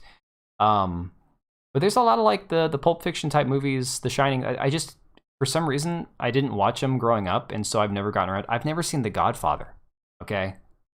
And I grew up on a lot of like old films, and I never saw that one. So horror movies, though, I've seen a small amount of horror films. I'm not a big horror buff, but I've watched a few. Not enough to say a favorite. To be, is Pulp Fiction? Yeah, I mean, I assumed it's overrated, but I've never seen it. Okay, so let's see. Trauma makes things pretty clear. The hit piece on anyone questioning her? Yeah, definitely. Shane Cashman talked to BX Bullet because he knows BX Bullet hates Venti and Chrissy Mayer. Yeah, I mean, I don't know. Django Unchained, the one thing that would make me watch it, as weird as it sounds, is Leo DiCaprio. I can't stand, but he's made some pretty good movies. So I'm like, it's a weird thing, The Thing. So I wouldn't call these horror films, but like I thought The Ring was pretty good. I thought Mirrors was really creepy. The first what's it? Final Destination was pretty good. I don't call those horror films because I think horror being more like slasher rather than thriller. But yeah, I don't really get into like the Friday the 13th, Jason Voorhees kind of stuff, Freddy Krueger, all that. Not really my thing. But I've seen some really creepy movies. Oh my god, there was this movie called The Collector, where the guy breaks into a house and he's trying to rob the place, and then he realizes somebody else has already gotten there first, and he's tied up this whole family. Okay, well, I thought The Ring was a really good movie. I really liked it. It creeped the hell. I was like 17 when I watched it, and it creeped the hell out of me at first. All right, I want to get into this BX Bullet thing because I know about BX Bullet. BX Bullet was trending back when I still gave a damn about my Twitch channel. Okay. Let's see if he's reading this right now. We already did that. Eventually, people will pick up on the situation and then offer credibility to the concern. Once this happens, it's out of the Gangstalker's hands, but not entirely. He can still do things like create websites in real time on his live stream and throw them into the internet to confuse everyone. On a recent live stream, the Gangstalker created the whole website Helen Troy Modeling. It was registered on February 2nd, 2023, and populated with old photos of Eliza Bleu. Eliza does remember modeling for them years ago. But I talked to a model who would like to remain anonymous who's been involved with Helen Troy Modeling. Supposedly they shut down a long time ago. She said it looked like the company's Instagram and website have completely changed. She told me that if they looked this way when she first attempted to work with them, she wouldn't have taken them seriously. It's clear that the company folded and then someone created fake profiles on a website in order to use them in a smear campaign against Eliza. Would not be surprised if the fake article about Elon Musk unfollowing Eliza also came from the Gangstalker. They drop false realities into a narrative and watch them blossom into 5-hour live streams where people gasp in shock at another completely fake bit of information. The private investigator, BX Bullet, who had experienced a similar smear campaign, looked into the domain. The website URL was registered the previous day. In addition, the registrar-registrant data for the website matches that of the Gangstalker's website. Yeah, BX Bullet, I'm sorry. This woman is not unbiased. She had the biggest thing going back and forth with Destiny, and I'm not saying this discredits her, but from what I gathered from both her choice of profession, now she, as far as I remember, if I remember, I think she's actually been involved in firearms instruction, which I thought was kind of cool. But then when I actually started following her on Twitch and everything was just constant drama and links to her OnlyFans and stuff or whatever it was, I was like, yeah, no, I'm out. I'm done. Like, for me, if a Twitch streamer has an OnlyFans, I don't follow him. And you can have an OnlyFans if you want to. I don't care. You know, I don't like it, but that's not my problem. Porn has always existed, so who am I to say you shouldn't do it? I don't like the connection between websites like Twitch that have young people on it and girls that use that to bring people to OnlyFans or Fansly or whatever the other websites are. For me, that's where I draw the line. So keep the platform separate is my problem. That's my opinion. She's an e-girl. Yeah. He put like screenshots and stuff in other articles and did nothing for this one. I don't know, Magoose. Hung Pao, enter the fist, thank me later. It's a joke meme site Defango made. It's still not stalking. It's a joke. So, yeah, The Collector was really good. I watched it one time and it was a lot, but it was pretty good. BX Bullet will be Eliza 2.0. So for anybody who doesn't remember, BX Bullet's thing, I think it was with Destiny or somebody else, was somebody in his Discord server had shared pictures of her child undressed and was trying to use it somehow. Like, her daughter ran on her Twitch stream like undressed, her 4 or 5 year old daughter, and they screenshotted it and were going to use it against her as like some sort of like bribe or something. I don't know. If true, it's really disgusting, right? That's scummy as hell. And they shared it on, I think it was Destiny's Discord. I think it might have been. I can't remember. OnlyFans, post-only logic controller projects. Yeah, there you go. But like I said, BX Bullet, like literally, that was, for me, it was like, okay, well, I started following that on Twitter. I'm like, okay, this is kind of interesting. Oh, if this is true, that kind of sucks. And so I was following her for a little while. And when it was constant back and forth, like nothing but the e-girl drama shit, I'm like, I'm done. And then I actually went through her links and saw, oh, she's just another e-girl. Does it suck that happened to her? Absolutely. Hopefully she got it figured out, but like, I'm not following her for that. We must remain vigilant with whom we speak on this hellscape that is the internet. You didn't even interview Annie Donowald. All right. It's important that we identify this as a problem. We should be able to use this knowledge for maximum good. Instead of jumping to pile on someone before anyone knows the full story, we should reserve judgment, find grace, and patience. I think we're all the target. Indie media, journalists, commentators, content creators, and our audience. This should not have become the spectacle it mutated into. No offense to Eliza, but whether or not her story is true should never become the spectacle it became. This is a distraction. It doesn't matter that it was Eliza. Anybody in a position where they've gained 60,000 or 100,000 followers on Twitter, where they're getting retweeted by Elon Musk. Look, Ian Miles Chong will be the next one to have this happen to. Once Defengo or somebody else, or whoever the Gangstalker is, decides that his past is worth exploring, people will actually pay attention, and Lotus Eaters and Daily Wire and all these people who've actually retweeted and used Ian Miles Chong as a source will go, oh, this guy's got a really sketchy past. I don't know if I want to use him anymore. And then Tim Pool will send Tim Cashman to interview Ian Miles Chong over in Malaysia, and they'll make the same puff piece article about him, about how he's been unfairly targeted and all this other crap. It really doesn't matter. Because, like, whether or not you want to be like, oh, this is inorganically created, this is still a person who lied about their past, who's used it as a way to get into a position of notoriety where they could profit off it. We don't know if she has or hasn't, or what the deal is yet. And they're getting retweeted by the likes of Elon Musk and getting interviewed by all these big YouTubers and content creators, and are being exposed as a fraud. No, he hasn't talked about that at all. I mean, I think Shane Cashman referenced it in the first article. I understand the need to call out hypocrites and bad faith actors in our circles. You literally just said you don't. We need to have tough discussions. We should condemn censorship. We should also try to understand someone before ridiculing them into oblivion. I am guilty. You are guilty. These past few weeks have proved to me that not even the anti-establishment is immune from mob mentality. He's telling you you're guilty, but what if you've never read this? What if you're... there's people out there, and I know it's not many of them. There's people who follow Tim Pool. There's people that follow other YouTubers that don't know who Eliza Bleu is, okay?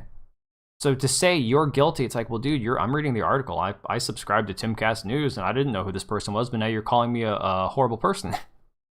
It's a weird way to write. The way he writes is very strange. Let's see. We've all participated in a Psyop, but we can move forward and learn to identify this tactic. We've seen who will cave to entertain a conversation in the fashion the mobs demand. They have destabilized us. They sit on live streams every day mocking each and every one of us. Even the ones they used to push the thread, which for the most part is canceled out by Eliza's side of the story. What? Which renders both unnecessary, but so many people are unwilling to allow themselves to step back and question their full-blown hatred. They seem to make you feel paranoid. Yeah, but he didn't push back hardly at all about it being a publicly available video that she took down retroactively. And again, when he asked her, what proof did you send to YouTube and Twitter and to World Star Hip Hop, she never answered the question. She never answered the question. He asked her, she didn't answer it, and he let it go. That's not a journalist, okay? This is like when these guys interview Biden, and the only person is Peter Doocy. And I get sick and tired of Peter Doocy being the only one to ask Biden a tough question, because then he's singled out as the guy that's going to be the one guy that's kind of like the villain in the room. I mean, finally, now that the Dems are flipping on Biden, now you have other reporters that are actually asking him tough questions, because now it's time to kick Biden to the curb, because we all know that he's lost his mind. He's got dementia.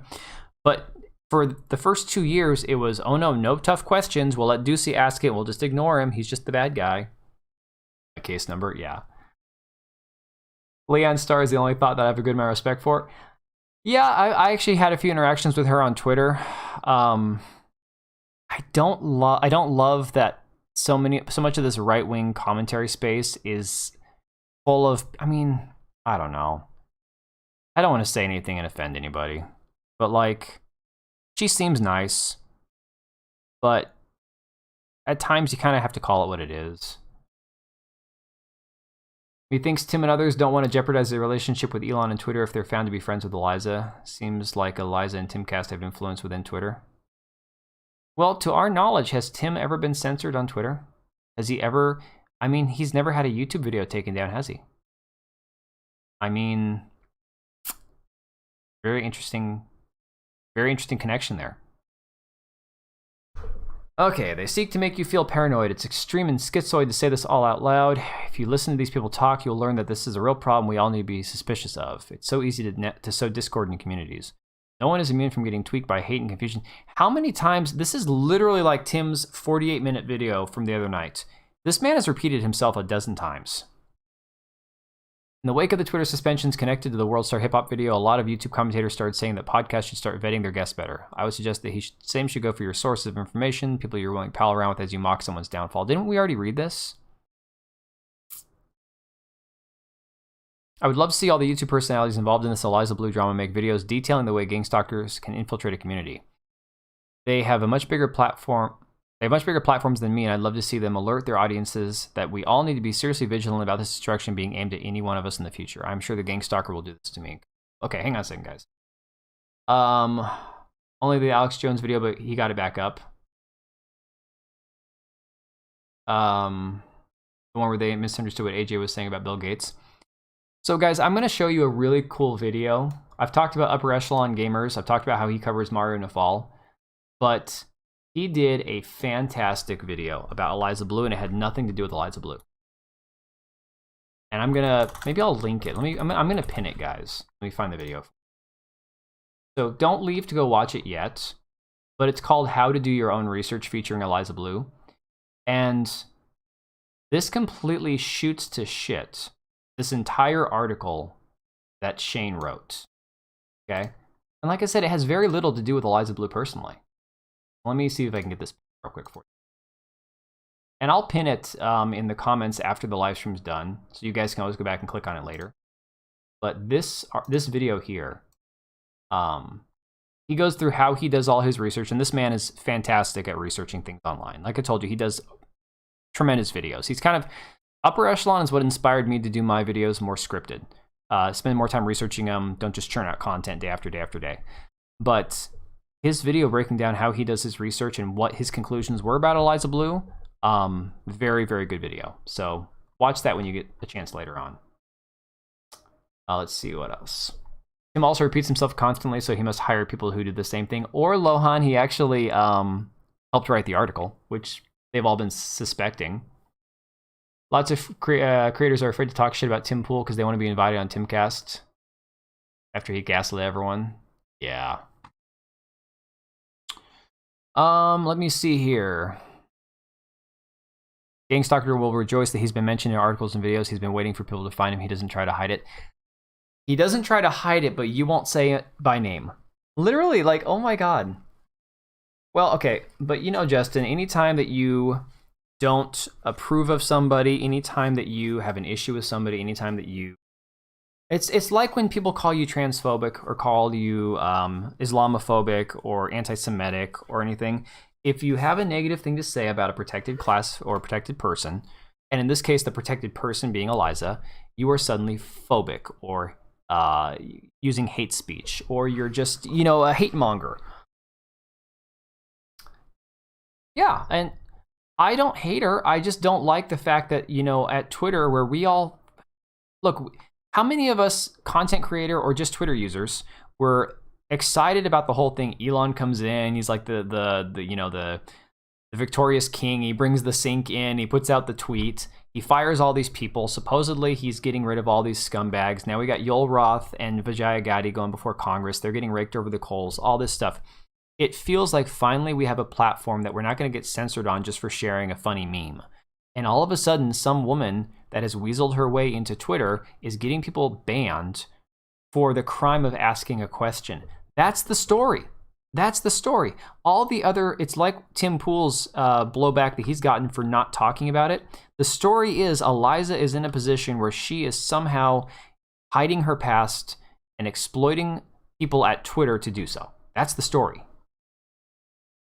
100%. Like, I was actually curious about, like, okay, if I can legitimize my YouTube channel, if I can legitimize paying for Twitter Blue, is it worth the $8 a month? Possibly. I mean, I pay for Streamlabs to stream to Twitch and YouTube simultaneously. I'm not even streaming to Twitch right now, so it's kind of a waste of money, but whatever, okay.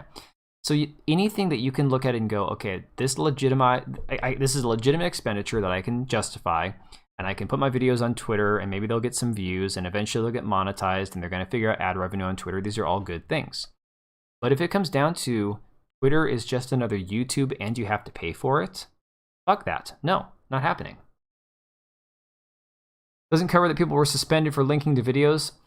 I made a video about Annie Donowald. I went through who Eliza Bleu was, the claims that she made. I never called her a whore. I didn't, like, parade her around and make fun of her. I showed her past. I talked about her for 4 minutes, and the second half of the video was about Annie Donowald and the lies that she has told and the connection between the two of them. That was it.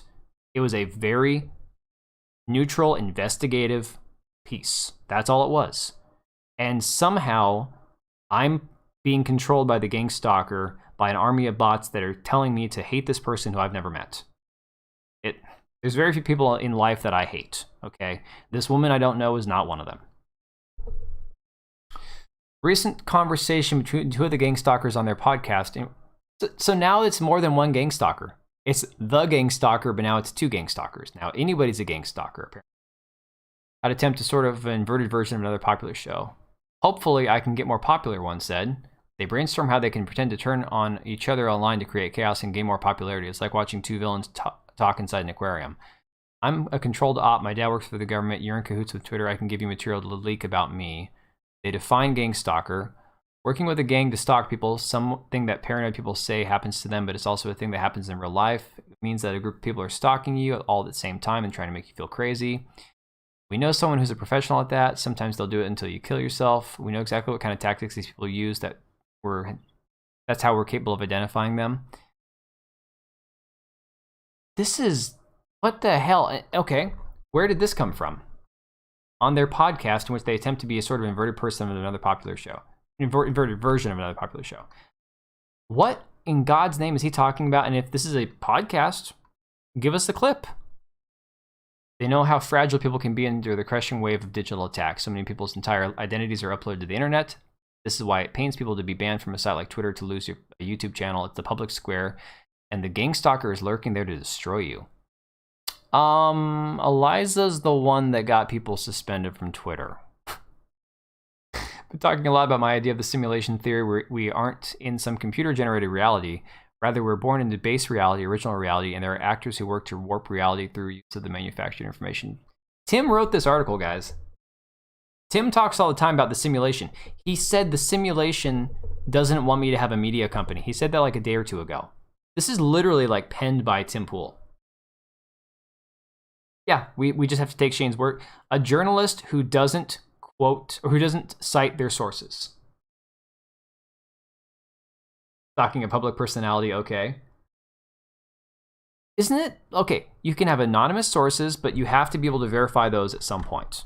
Fair enough, that's how journalism works. Protected sources, anonymous sources, that they have to be verified, okay? And that's part of that journalistic integrity. Where's the sources he's citing? These are people that have a podcast. If it's a podcast and they say it out in the open, it's public information. It's nobody that has to be protected. Cite your damn sources, Shane. Like, what the hell? I fear the way Gangstalkers will evolve their tactics with deepfakes and AI and deepfakes and AI and deepfakes, if they haven't already. I've seen friends create AI voices that sound just like us. I don't know if we are fully understanding how wary we must be as we move into the future, where larger, more perverse, more wicked reverse PR campaigns will be unleashed. Ones that will be even harder to identify. Digital guerrilla warfare, too important to ignore. Character, this is... God, how much... Is there any of him talking to Eliza? Wow, okay. We're almost to Eliza. He never cites anything on his vids. Well, the one cool thing about guys like Lotus Eaters, they always, when on their podcast, they always link the references in the videos, or they're on their website on the videos. Like, massive respect to them for that. He thinks nobody knows any better. Yeah, that's how he talks with long pauses. It's unless him and Shane are simpatico, like they're two birds of a feather cut from the same cloth, you know. It's 100% gobbledygook, and I'm forcing myself to read through it. So hopefully you guys aren't too bored with it. But my God, this is bad. Okay. Oh, God. Digital guerrilla warfare, too important to ignore. We need to figure out how together we can shield ourselves from the Gangstalker. He'll come free tomorrow, even if you were friends yesterday. Everyone's focused on nuclear war. The doomsday clock ticks closer to the end, but war has changed. The most deceptive war is on the soul. Wow. The nukes have shrunk down into a virus-sized weapon. The thought, a simple thread on Twitter that doesn't make sense once you realize Eliza was born in 1981, that she was trafficked 2 times. I don't have enough proof that she lied. I believe her. I believe her. I don't need anyone to feel the same I do about her story, but I would like to see people switch up the way they mindlessly attack someone without even hearing the alternative point of view. Her point of view was publicly listed on her Twitter post. She talked about her story all the time. Look, that interview with Katie Herzog where she tried to talk to her and she blew up on Katie because she didn't want to talk about her story because Katie is an actual journalist that wanted to ask her questions. Okay. It's clear the loudest critics of her story hardly read. Oh, fuck. Okay. Most of the worst things being said by me, except for a handful of you all, are a small Twitter account that follow, are all small Twitter accounts. Hey, typo there, dude. That follow the Gangstalker and his associates. The evil thought that the Gangstalker whispers into your brain radicalizes you into becoming foot soldiers, enlisting gleefully into the mob. You think you're fighting for good, but I believe you've been enlisted into an evil army. The internet's a wasteland, the modern world looks nice. Gobbledygook! Don't mind going over it with someone else, but on my own, it's wasted my time. Yeah, I think we can all, like, gain, like, we can all have, like, sympathy pains, maybe, if we read it together. Maybe that's part of it.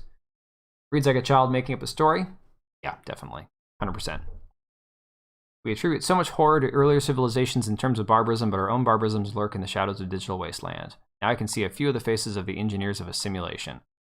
We can identify their tactics. I think we can move on. Doesn't mean we shouldn't ask questions when we feel like someone's lying to us, but I'd like to see us reject the mob-brained bloodlust. We're all better than that. Okay. Literally, get rid of everything else. And if he just goes right here, doesn't mean we shouldn't ask questions when we feel like someone's lying to us, but I'd like to see us reject the mob-brained bloodlust. We're all better than that. I'm okay with this 1, 2, 3 sentences here. That's it. Let's not all attack somebody as a mob. Enough. Let's all find out facts before we jump to conclusions. Fair enough. Innocent until proven guilty. I despise who Andrew Tate is. And I know there are people out there who probably are subscribed to my channel who think Andrew Tate's amazing. That's fine. You can think that. I despise the man. I don't think he's a good dude. But I don't believe he should be in jail without proof that he's done anything wrong. And I don't know that they've found enough to actually have... I'm going to do a video on Andrew Tate at some point. I've been talking with Crabcrawler on Twitter, and he's going to let me use his Twitter thread. He's been compiling all the evidence, every video, every tweet, all the talks about buying fake IDs, all the talks about bribing officials. It's all out there. Andrew Tate's admitted all of it. He has broken laws. But I don't know that he's trafficked anybody. I don't know that he's forced anybody to stay there against their will because there's testimony to the opposite. So do I think he's a good guy? No. No, I don't. I don't think he's an admirable human. I don't think he's a good man. But I also don't believe he should be in jail without evidence. And that right there, that's the only piece of this article that I can agree with is the mob mentality. No? It's not illegal to be a horrible person. Absolutely. Let me see here. Kotaku won't even hire Shane Cashman after this garbage. Reading it sounds like they edited and deleted many things in the original article. Yeah, Gangstalker, that he literally repeats it like 500 times. This is weird. All of a sudden, we have a bunch of conservatives fighting each other. Complete high school nonsense with Eliza Bleu, Tim Pool versus Cording versus Crowder. Not helping any of us, any one of us, anyone using it to fill slow news period or getting off on the drama suspect. No, it's not the drama, Caesar. It's about the fact that there's a person at Twitter that is able to censor people on her own whim. And we were all thinking that Twitter 2.0 was going to have free speech. That's the bigger part here. I agree that there's the personal attacks, like people going after old pictures of Cassandra. That's not okay. People, you know, just doing things just to be dicks online, but you can't do anything about that. Well, Caesar, my Twitter account got suspended for linking to a video exposing Annie Donowald. I mean, I personally was suspended from Twitter. Whether or not she personally had any connection, we have to figure that out. That's the thing. But the fact of the matter is, she has connections somehow because she has said that her legal team has contacted all these people. And to have a legal team that size to force YouTube and Google and Twitter to do all these things, but to actually claim that she has no money, that's suspect. Okay? Criticism against Pfizer or against Zelensky or Biden, I'd call her on it. I mean, you're entitled to your opinion. I understand that, and I can appreciate that you have that opinion. But for somebody to worm their way into the upper echelons of a high-tech company claiming to be pro-free speech when Twitter 2.0 was supposed to be supporting free speech, not all free speech, you can't go out there calling people the N-word and stuff, obviously, but it's a complete bogus lie, okay? Tech censorship, this is a prime example of it. And it's only because she has connections to this Ella Irwin person at Twitter who is basically Yoel Roth 2.0. That's where this is. Ignoring censorship doesn't help anything either. Exactly. No. So that being said, it's one of those things. I mean, no, as far as the drama, as far as Tim Pool versus the quartering, honest to God, I didn't make a video about Tim Pool. My video was about Eliza. Okay. I never once went after Tim Pool. Not until he responded finally because he got pissed off that people were giving him money to talk about something. And he told all the casual viewers that if you are ever watching these other channels to go screw yourself. I mean, those were literally his words. That's what Tim Pool did, okay? I'm the casual viewer, I'm the normie, and a guy that I watch for information online decided to tell me, the normie, that if I follow the quartering, to go away. That's where we are. Literally, you can say that you don't like the drama, but Tim Pool is one that actually fed into and created the drama. I was just sitting back going, okay, well, here's the shit show. I never once made a video about Tim Pool, not until after he responded. Well, the only acceptable censorship is criminal, you know, stuff kitty diddling, in my opinion. Things that are, or the whole revenge porn thing, hacked material, legit, not Hunter Biden hacked material, legitimate hacked material, that kind of stuff. But it's, I mean, look, now Tim Pool is finally addressing it, and he's saying it's a bigger deal. You have people having their videos removed on YouTube. 24 videos yesterday, I think it was, that they had just from the collection of YouTubers that knew about it. Chrissy Mayer had 4, a bunch of other people had a couple of videos that got removed. And that just feeds right back into tech censorship. And it goes back to Eliza. It's not about drama. It's not about Tim Pool. It's not about the quartering. It's not about Crowder. It's not about Daily Wire. Literally, people that talk about Eliza get censored on several different platforms. That's a problem. Don't consider that censorship that's legal? Okay, well, there you go. I'm saying as far as like what a censor, moderator, any of that terminology should apply to is 100% things that are criminal. So yeah, I don't care if you call it censorship or criminal activity or moderation or whatever, anything that falls into that category, that's the only stuff that should be, quote, censored, you know? Oh, God, now we're finally up to Eliza. Did you try reading this earlier? Yeah. The first half of the article is just exposition about the Gangstalker. It's so bad. All right, so it's more exposition. He's setting the scene here. The cat dragged a dove into the house as the sun came up. It was my last day in the Quad Cities. It was strange on Twitter because it seemed like nearly everyone bought Twitter Blue, so the amount of blue checkmarks stalking me was astronomical. I liked that it watered down what was once a badge of honor for some. I walked the Morthland farm property with Eliza looking for that free Tesla. My God. I'm telling you, Tim Pool helped write this article. The amount of smug, arrogant, like disingenuine crap. It's, yeah. Very snide. So, let's see. Did you get money for that humanity house, the safe house you started, I asked. I said I wanted to start a safe house. I never accepted donations from it. I didn't. I had extra mattresses when I had moved from my grandma's house down to that house. That picture looks like a scene out of Texas Chainsaw Massacre. Yeah, a little bit. If you hear Gangstalker one more time, you're opening the whiskey. I don't even drink whiskey. I don't drink anything really. Maybe a beer once in a while, but I'll be getting some of that. Like, yeah, I get that there's people that feel like it's drama. I understand that, but it's like this is so much more nefarious than just Tim doesn't like the quartering or the quartering doesn't like Tim. There's something really, really wrong about what's going on. I mean, just inherently wrong. And I don't know. And articles like this just confirm it for me that there's more to it than that. You know, he wrote that line, yeah. Sounds like Tim. I was saying that earlier to a friend. Shane Cashman sounds exactly how Tim talks when he writes. Super arrogant. Well, we know Shane Cashman's an actual person. He's got a Twitter bio. He's got his book he wrote. He's traveled to locations. I know he does the inverted world thing on Timcast.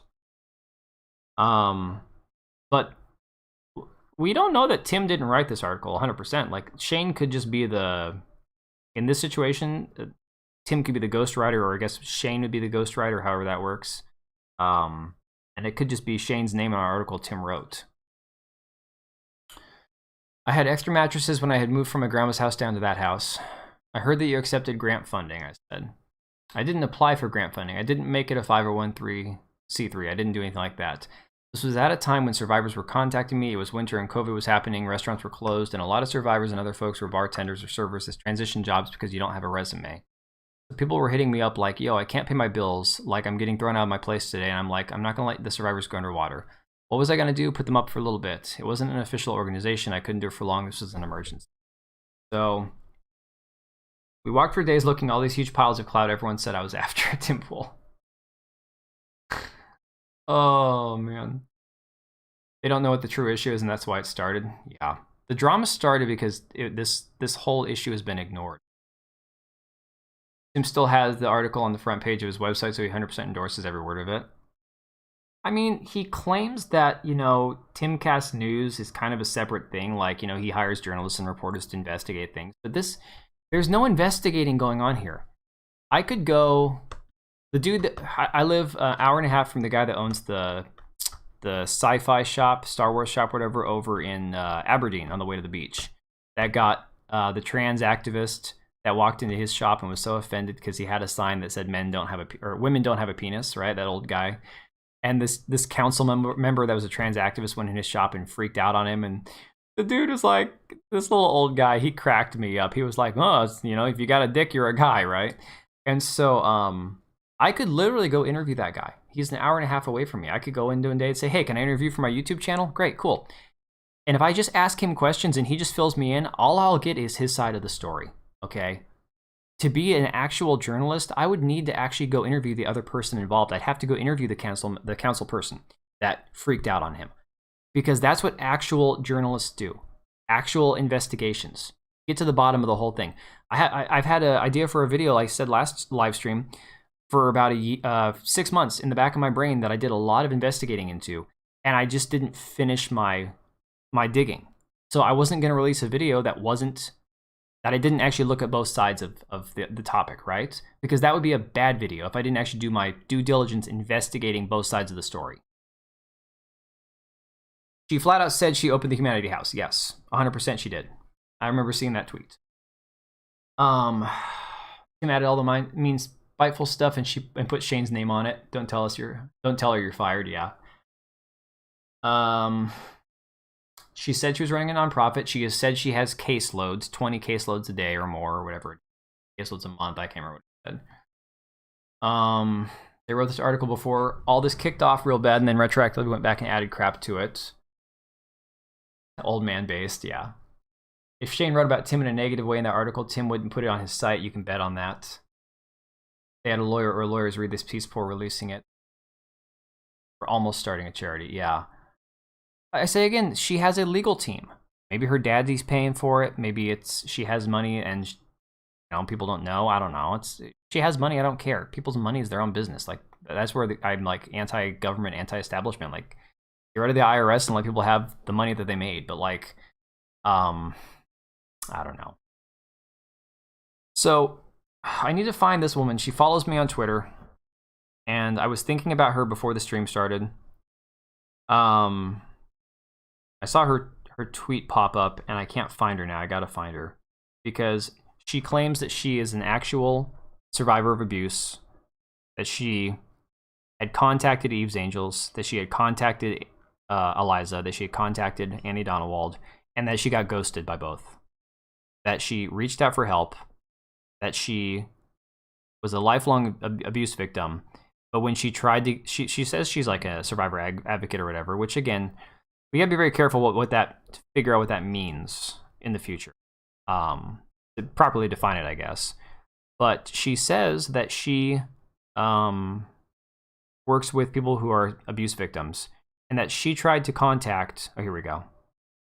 She tried to contact Eliza for help and got ghosted. So, yeah. There's a lot of stories like that. People who try to reach out. Look, I contacted Eve's Angels. They have on their website. You can actually email them for the first chapter of her book she wrote. They'll send it to you for free. I never got it. Okay, never got it. Like the NCOC or something like that. This is why this is text. If this was in video, it'd be obviously suspect. Yeah. A supposed Andrew Tate victim, as Eliza put it, is apparently ghosted by Eliza, so that adds up. Right. Exactly. Let me see. I'm going through her Twitter thread. Let me find the tweet she was talking about. So she said, not one single person attacking Eliza Bleu has attacked me. It's actually the opposite. They've all been super nice and supportive. They recognized I'm a victim of sexual violence who Eliza blocked, and no one has targeted me. So her Psyop claim just went out the window. I'm also doing a lot more to protect children out here than she ever will. And if anything, we are being left in peace to do our work completely drama-free. And again, I'd have to talk to this woman directly to verify that she is who she says she is. That's what you'd actually have to do to verify people are telling the truth, is get, some sort of evidence, which is all we asked for. Eliza, this whole 20 caseload thing, what does she have proof of other than tweeting occasionally? Like, come on. Brittany had some girl on last night who gave Eliza the info for 2 girls had contacted her about Tate, and Eliza never reached out to them and only sent a link to the National Trafficking Hotline. Eve's Angels just sounds like a place to buy prostitutes, right? She represented Tate survivors. That right there is the grift. That's the grift. Like, okay, let's not focus on the drama. Let's not focus on Tim Pool versus the Quartering. Let's not focus on Crowder versus the Daily Wire. Let's talk about allowing these people into our movement. She's an ANCAP, right? She's an anti-government, free speech, Second Amendment, don't diddle the kids, protect the innocent. That's great. That's awesome. We need more of those people on our side. We need those people to be vocal. But do we need lying, snakes to be the ones representing those people? That's the issue. I'm not asking that everybody be squeaky clean and perfect. But what I am saying is there are a lot of people being lumped into center-right, right-wing, America first, nationalistic, all the terms, whether that you agree with the terms, don't like the terms, or you're offended by the terms, or think the terms are awesome, I don't care. Terminology is just terminology. It's just is what it is. They're just words. But there's a lot of people in this new conservative side of liberal, centrist, conservative that have very shady pasts. And unfortunately, they have risen to prominence on sites like Twitter, okay? That's the issue. Forget about the drama. Forget about the infighting. You can't say we can't have infighting, but allow snakes to be the face of your movement. I think Mike Cernovich is a snake, and eventually it will come out that he has got some, other than his transgender sexual past that he written about, because he's buddies with Jack Murphy, so it doesn't shock me one bit. These people are not legitimately good people. So you have to be very careful who you promote to the front of your movement. That's my point. Not just about drama. Had horrible things to say about Tim. She's been to the Tim compound. Can somebody fill me in on somebody said she was a Baked Alaska's fiance or girlfriend. Baked Alaska, isn't he a banned YouTuber or something? I don't remember who he. Hey Gary. Let me see here. But Ashton Birdie, she's got an OnlyFans and stuff. So that, once again, I'm like, God, can we just find? Is there another career out there, guys? I mean, come on. Yeah, Pasobik, I'm starting to be really suspect of, and it's like, okay, two options. We say, get behind all these people. These are all great. Let's not have any infighting, and let's just all move forward together, despite not knowing who you're really supporting. And then you just manage to somehow you keep your conservative movement together, but all the people at the top are a bunch of grifting, evil, disgusting, despicable scum who hate your guts, who don't respect you, who think that you're just a pawn to be used. But it's okay because we're all in the conservative movement together. Or you vet the people and you push out the grifters, and you push out the snakes, and you push out the fakes, and you don't let them represent your. Those are the two options. Unfortunately, the option on the left here is going to have drama. It's going to be painful. It's not going to be pretty. And it's going to have some infighting. At the end of the day, even with the infighting, if everybody in both sides, whether you're going blindly, like blissfully ignorant through, or if you're fighting and tooth and nail in the mud in the trenches, trying to figure out who all these people are, if you're all still voting the same way, it really doesn't matter. Yeah, the infighting looks bad for your brand, your party, but guys, Antifa members aren't going to go vote Republican tomorrow, okay? It's going to take them years to wake up from that ideology. Communists are not going to randomly start saying, hey, capitalism's a good thing. That's going to take years, okay? A little infighting now is not going to affect those people who are already out there hating your guts in the street. Find Jimmy Dore to be more of value, even though I don't like a lot of his political views. I never feel like I'm being gaslit with Jimmy. I've heard good things about Jimmy Dore. I know that there are people. Look, I'm not saying you have to agree with every single thing someone says. I'm just saying genuinely bad people shouldn't be in a position. That's what it is. Eliza knows Jack Posobiec. Well, he's been really quiet on this whole thing. Let me see.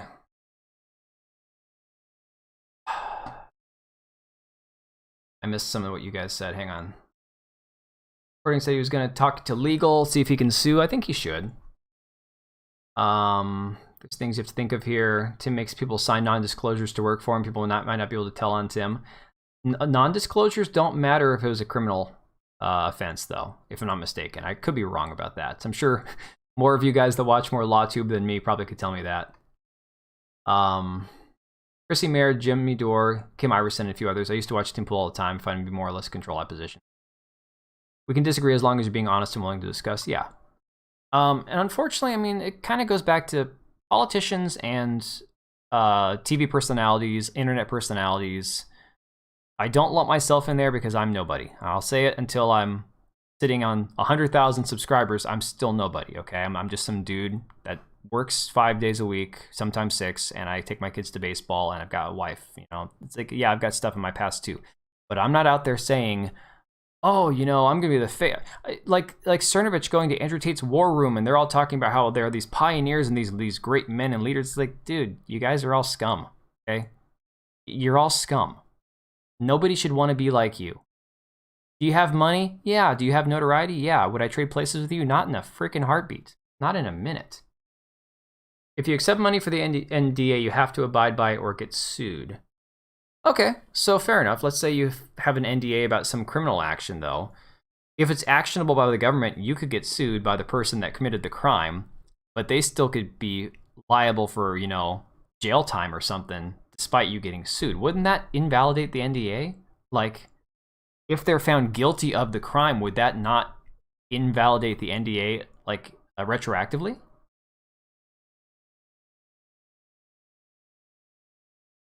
Mostly dudes simping over her. Are we talking about Birdie, Ashton Birdie? Or are we talking about Eliza? Okay, we talked about the idea of the Psyop. Of course you did.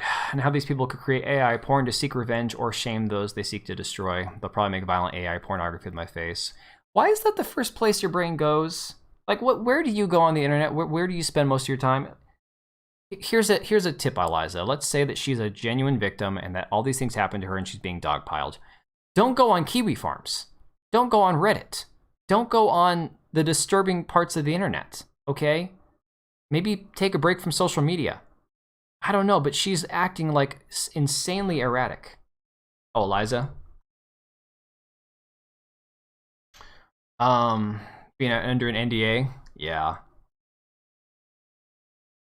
You get flack from former Yakuza members, conservatives giving people the benefit of the doubt.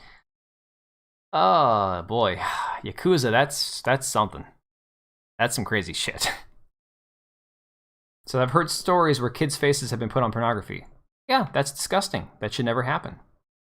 Picture of a child that was taken off Facebook. Picture was put on a sex doll and sold on Amazon. That's disgusting. It's funny, Dankula was talking to the Quartering about that on their Salt Mine stream, about how some places I think are banning miniature size blow up dolls because they're like encouraging pedophilia. And I'm like, I can see the connection. I'm not sure that it's the same thing, but I guess that makes sense, right? I don't know. Who would want one that's like 4 feet or 3 feet tall? Unless maybe you're into little people. I don't know. Everyone's got a kink, right? I told her about how I saw a story about someone online crying as they watched AI porn of themselves. Don't watch it. It was completely simulated, her likeness on a digital version of herself. I also thought the story could be fake. My suspicion of everyone and everything after 2 weeks of this madness has certainly damaged what little trust I already had in people. The laws, I'll have to catch up to that, she said, because what folks will have to decide is whether or not they consent to their likeness being used for pornography. Well, that's a different topic. That's not, you did a World Star video and you shaked your ass around. Nothing that was shared was AI generated, Magoose. I have no idea. Literally, he's just the hired goon, yeah. Nothing about this is anything related to AI anything. They're hypothesizing. You know what it is? They're not hypothesizing. They're putting this out there to give people ideas. If they can just get one person to make an AI-generated video with her in it, then they're proven right. Okay, plot twist. Shane is the Gangstalker, right? Think about it. I mean, it makes perfect sense. It's beautiful. And he doesn't care if his name gets smeared because his Gangstalker alter ego, the real mastermind. Another straw man for the algorithm. Yeah. Has nothing to do with any of this. Absolutely has nothing. Nothing to do at all. Under the current system, government's going to have to legislate around that, so people will have to decide, especially celebrities and influencers will have to decide if they consent to their images being used. If someone uses my image, I couldn't care less. I don't care. I've done far worse things online. I just think we all have a past, whatever. I also think a lot of people probably won't mind too much, but a lot of others will feel, and I can understand people feeling, look, I don't have a problem with people feeling violated, and if there's a way to prevent your likeness from being used in a video depicting you, sure, okay, I'm okay with that. That doesn't bother me. You're also going to have to accept whether or not you're okay with someone's killing a virtual you or strangling a virtual you and how that will play out. The problem, and that right there, the problem is that where do you draw the line? Somebody can draw an artistic interpretation of a person that's a public figure, and that's free speech. So the AI porn thing, I just don't know. Some former Yakuzas now run their own sushi place here after converting to Christianity. They're like Trump and vintage Levi's. I mean, I guess that's kind of cool. Better than decapitating people and chopping off their body parts and stuff, all right? I mean, current Google search buzzwords, work them into the article. I mean, I guess that's smart. We're going to completely erode reality with AI. It's done. I feel like this is stuff that Tim has talked about. These are things that I think there was the quotes he got from Eliza, and then there was the actual, this is what Tim wants him to focus on. There are evil crimes happening that seem to be on the scope of law. We don't as a society know how to handle it. The internet's gonna die, I said, stuck on the idea that AI is a nightmare. No, it won't, Eliza said. I wouldn't be bummed if the internet didn't exist. I'd be like, dang, it was nice to Google how to spell neighbor. I also was like kicking out my family after work playing with the dog. Shane thinks the internet's already dead. It's a corpse we're all commuting in and out of every day. It's populated with a good deal of real people, but we share it unknowingly with armies of bots and gangstalkers and all manners of predators. Let me see. A lot of people started to reach out in private about their experiences with Eliza as an advocate. I think it's worth sharing a few of these since other people who hate Eliza keep hitting me up demanding proof of her advocacy. All right, Nora Brienne told me after watching the episode I was compelled to reach out to his guest Eliza. Found her on Twitter. More advocacy for survivors of sex trafficking, child porn, and Pornhub. Deleted after I learned what they were doing. Conversation between me and Eliza about my history in the adult industry. Spoke on the phone. Gave me resources. I've been groomed at the age of 16. Become a dominatrix. She offers support and advice on how to adapt to a life outside of the adult industry after feeling years stuck. Okay. Does advocacy work alongside Eliza? Amanda G. He talked to Amanda Jean, everybody. Oh my God. Wow. Amanda Jean. Y'all know who she is, right? She's Amanda Jean is to Eliza what Eve Barlow is to Amber Heard. Okay. The Digital Wasteland crap is all Tim, definitely. I also spoke with Lisa. Oh, hang on. Let's talk to Amanda Jean real quick. They have known each other for several years. She shared how they helped to coordinate the rescues of women from bad situations. They set up a way for an advocate closest to the women to meet her and take her to a safe place with a bed. You mean Eve's Angels? The supposed not-for-profit that's not actually rescuing anybody? You can't even... There's no phone number? They don't respond to their emails? Voicemail's full? Yeah, that one. Should I buy a copy of Annie Donowald's book on Amazon and read it, review it, and then return it? I kind of feel like I should.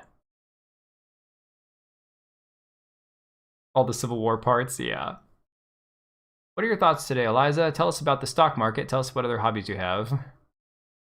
No proof, and all she did was give websites. Literally, her advocacy, and again, okay, if Eliza only claimed, I'm here for you to contact me, and I'll put you in contact with the right people. Done. Fantastic. Good job. Literally, I have no complaints about that whatsoever.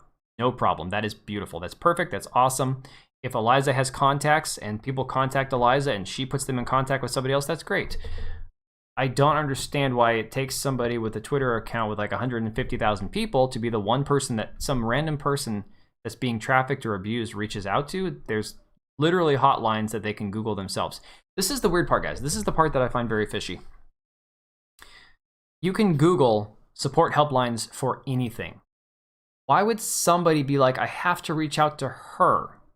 Not, I'll just contact a local church, ministry, some outreach, some helpline, some shelter, the YMCA, any of these. You could whip up in a weekend, not 3 weeks. Yeah. Was he actually out there for 3 weeks?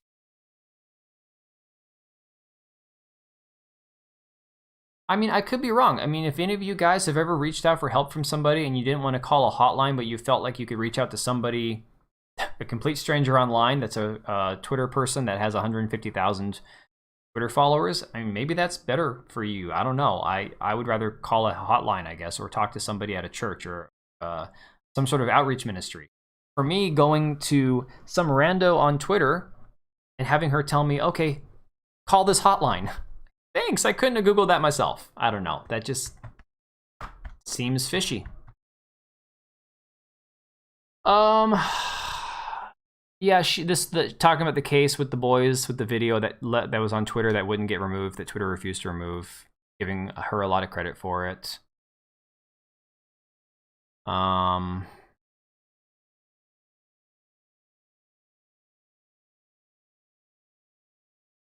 And again, guys, this is my own personal beef, this whole people stuck in trafficking thing.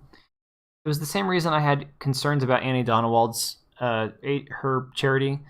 Women in the sex work industry absolutely are in horrible conditions. They're drugged, they're abused, they're drinking alcohol and snorting coke to try to get through their day because they have miserable lives. There are stories about these women. You guys should look it up. Women that have left the adult film industry, and some men too, tell horror stories about how disgusting and depraved it is, where it's basically like it's literal abuse, but unfortunately it's legal. So I have this really hard time when talking about trafficking. When you are not actually committing a crime or there's no crime being committed, I just can't call it trafficking. Sorry. That's why I say trafficking is before the age of consent. After the age of consent, if you can call some deadbeat taking your money when you come home from work and, you know, being a controlling asshole, if you can call it sex trafficking, 2/3 of the male dating pool out there should go to jail. Wouldn't a trafficking victim be isolated? I don't know. Tim knew about this story for 3 or 4 weeks. Jeez. Yeah, the drug abuse in porn is insane. People who haven't read up on it, I like to argue with these 18-year-olds that spend their day fapping to porn, and they don't want to date girls that are a bunch of, you know, skanks, and I get it. They don't want to go. I can respect that. I actually have friends that don't date because they want to find a girl who's worth dating and they don't sleep around. I can commend any guy who doesn't want to sleep around these days. there is a problem with testosterone levels dropping where men are no longer feeling the desire to do that. But I can commend any guy who can keep his dick in his pants, okay? That being said, there's a lot of guys that think that they can just beat it to porn all the time, and that's going to be perfectly healthy, and it doesn't hurt anybody, and that it doesn't make them objectify women. It makes them feel good. They don't have to give some girl on Twitch money, and whatever. And there's no harm. I'm like, the harm is the person who's actually making the. You might feel like you're not being harmed. That's a whole different argument. But the harm comes in the person who already willingly participated in this over and over and over again. That's the harm. A lot of people die from the drugs. Eliza also lied several times claiming she was on Twitter till 2019 when she was on it way back in 2012. Yeah, I mean, just the things like that. Nothing adds up, and he just glosses over all of it. She claims she went into police stations many times, but they didn't have open arms. She was truly being trafficked. She would have had the opportunity. Yeah. Never once benefited financially in any way, shape or form from the advice or promotion. Another fair criticism of Eliza is she admits to not having the best memory. There are gaps in time. Let's see, Annie from Hookers for Jesus says it's common with traffic survivors. A lot of them have disassociation. I've had that. I have a big problem with this Hookers for Jesus gal. She claims that she had 10,000 Johns, 10,000 clients in 10 years. That's literally 3 men a day, or 10 years, 365. Let's do the math. My brain hurts. 10 years is what? 3,650 days. So let's say 3,650 divided by 10. Obviously, it's going to be, oh, yeah, that's 365 men divided by 3 a day. No. You get what I'm saying. For that to actually be possible, 10,000 men over the course of like 10 years. Did she not take Christmas off? I mean, it seems physically, it seems so exaggerated. Okay, maybe it was 1,000, maybe it was 2,000. Those do happen. Girls that are in that lifestyle, it does happen. There are girls and guys that have sex with 100 people that didn't get paid for it. It does happen. But why is it these stories always exaggerate to the extreme? Why not err on the side of believability to give yourself a little bit of credibility? No?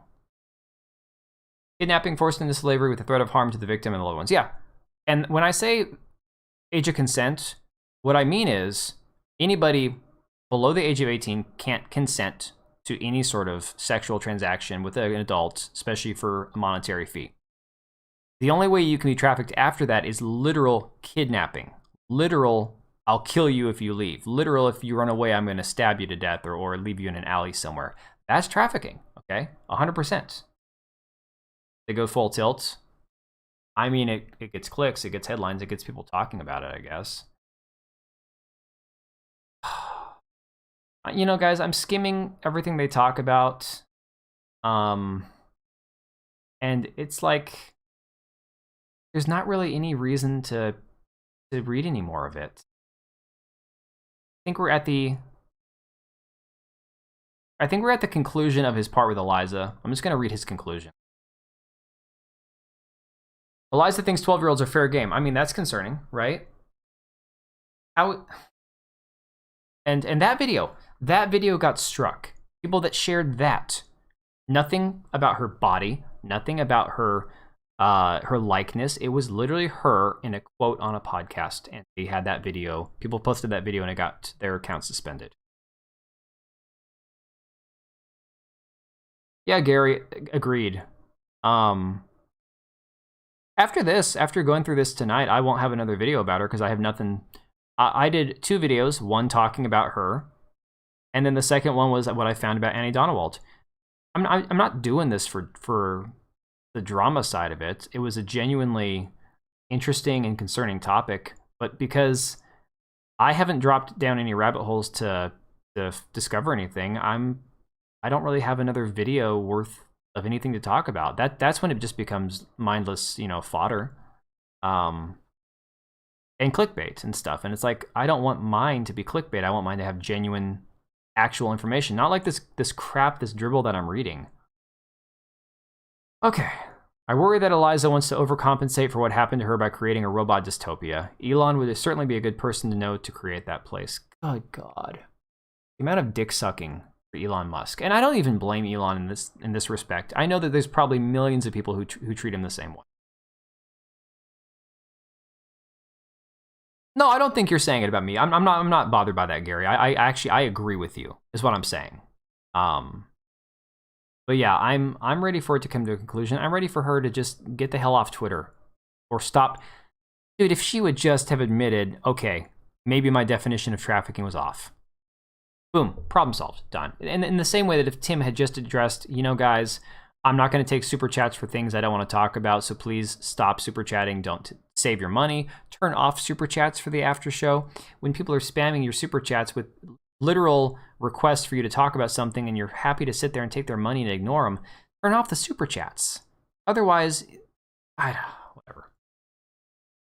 So, let's see. I think there is beauty in work, but there is merit in her dreams. I just don't know how that world can sustain humanity either. I think we'll be exploited even further in a world teeming with robots. Thomas Sowell said there are no solutions, only trade-offs. The Gangstalkers would thrive in that world. Fuck. Okay. I'm gonna have this word Gangstalkers like ingrained in my mind for the rest of my life. Thanks, Shane. I'm gonna send you my therapy bill. I don't know, and here's my thing. I'm not a Brittany Venti simp. I've known about Brittany Venti on YouTube for about 3 years now. I have never subscribed up until this last thing happened. I've never watched her videos. I don't have any reason to rush to her defense, you know? She could have been another E-Thought, or she could have been this good, wholesome Christian girl like Melanie Mack, or I don't care either way. I didn't see her and go, oh, girl, I have to follow. Ooh, you know, it's literally, this whole thing unfolded, and I looked at it and said, this is not right. This isn't fair. There's something really wrong with this. But for some weird reason, like literally, Shane, you spent three parts of word salad defending this woman who has an indefensible past and a past that doesn't line up with her story, and people that do not have any credibility supporting her, and yet Brittany Venti is still basically like persona non grata over there, just kind of floating in the void. Tokenism? Yeah. There's plenty of people that'll still treat her like a victim. Yeah. It's the whole Elon's conservative now, like Bruce Jenner's conservative. I'm sick of the fan worship on the whole. We have one on our side now. Have you guys seen the Babylon Bee video? Where the black gal, she quietly has to sneak into like this conservative, like, it's like a get together, like a get to know you kind of thing for conservatives and Republicans, and everyone there is white, right? Hey, Edgar, how was your morning in Sweden? But yeah, so she's all like trying to act normal. All these people are like, oh, I love Beyonce, and oh yeah, I eat fried chicken. Like they're literally doing like all these racial stereotypes. And she's like, it's okay, guys. You know, I'm just like everybody else. You know, I like politics, and I like going and doing this, and I like this kind of music, and everyone, they're like, oh yeah, I have a black friend, and it turns out they all have the same black friend. I don't know why conservatives do this. I don't know why it's like all of a sudden, oh look, we have one on our side now. It's like the whole my wife and I were talking about Blair White. Okay, Blair White. Yes, Blair White has a lot of really good opinions. Blair White's still a transgender person, and I respect the fact that Blair White is advocating against transitioning of minors, but it's still something that I ethically and morally I can't agree with, because I don't believe that that's the proper route to take. Is Blair entitled to live the life that they want? Absolutely. Do I think it's right? That's a whole different conversation. Do I think there's other ways to go about it? Yes, but people, the tokenization, it's got to stop, because what happens? Okay, so the left is pushing for the whole mutually or minor attracted people thing to be normalized, right? What happens when now pedophilia is normal for liberals, And once in a while, we get one of the popular pedophiles to vote conservative. Oh, look, we've got one of the MAP people on our side now. Yay! It's like the jokes that they make in the UK about the conservative pride flag. So, in the UK, their conservative party is worse than our Republicans are. They just have no balls whatsoever. And so the Tories over there, they have like the rainbow flag, and that's the conservative pride flag. Not the progressive pride flag, it's the conservative pride flag. It's just crazy. Fun fact, Mr. T made the most money on the A team. That's hilarious. Hang on. Let me see here. 2 months of report, no facts, no timelines, no dates, no evidence. Imagine if Shane was a detective. If Shane was a detective, you would hope that he worked in your area, because you could just do whatever you want to and he'd never get to the bottom of it. I'd forget to put notifications on. Oh, that's okay, Edgar. I'm just glad you're here. Brittany Venti made me a big fan of hers over this. She's pretty unwavering and not a flip-flopper at all. Big respect for her. Yeah, and I wasn't familiar with the kind of content she made. I knew that she existed in the social political space. I don't think with my penis when I follow people on YouTube, so I didn't see a pretty girl and go, oh, I have to subscribe to her. It was, okay, she's another YouTuber, I know the name, you know. Eating mostly with film yolk. I know German from years ago, buddy, but I don't speak Swedish, so I'm not sure what that is. She got a $3,000 super chat from a super conservative with a stretch limo today. Brittany Venti got a $3,000 super chat? What? No way. If she really wanted to advocate against minors transitioning, she wouldn't post so many highly edited and made up photos that makes it look like she's a girl. That's a very good point, Edgar. And I got to chew on that for a while because, yeah, that's very, very thought-provoking. Blair White's a gay guy who makes content, in your opinion? And that's another way to look at it. I know it's not popular on YouTube to say that trans people are still biologically male or female, but it's like, the whole thing about your skeletal structure, it doesn't lie. You know, years later, when they find your remains, they know what you were born. And they know what kind of job you had. They know what kind of sports you played. They know what kind of hobbies you had based on the damage to your bones.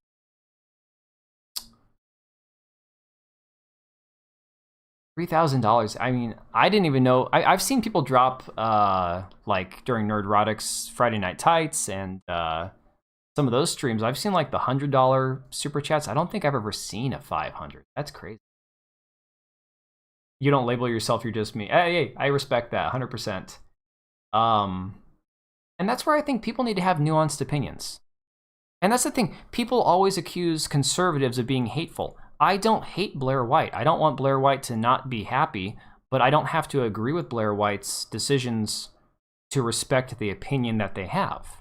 I just have to look at it and go, I'm kind of tired of, because we have all these different people with different lifestyles that are all voting Republican, it's the reason, I think it was Caesar that was here earlier saying that we need to not have the infighting and the drama, and that's true. Drama is bad. Drama for the sake of drama is bad, but you do have to realize if this whole libertarian, conservative, moderate, all this movement's going to coalesce into one, you do have to be able to agree on some basic premises and basic things, and you can't just cling to the whole, well, we're all voting for this way for right now. I mean, look, I respect the hell out of, like Styx Hexenhammer, right? He's got a lot of good political takes, but he and I morally don't agree on 60% of issues.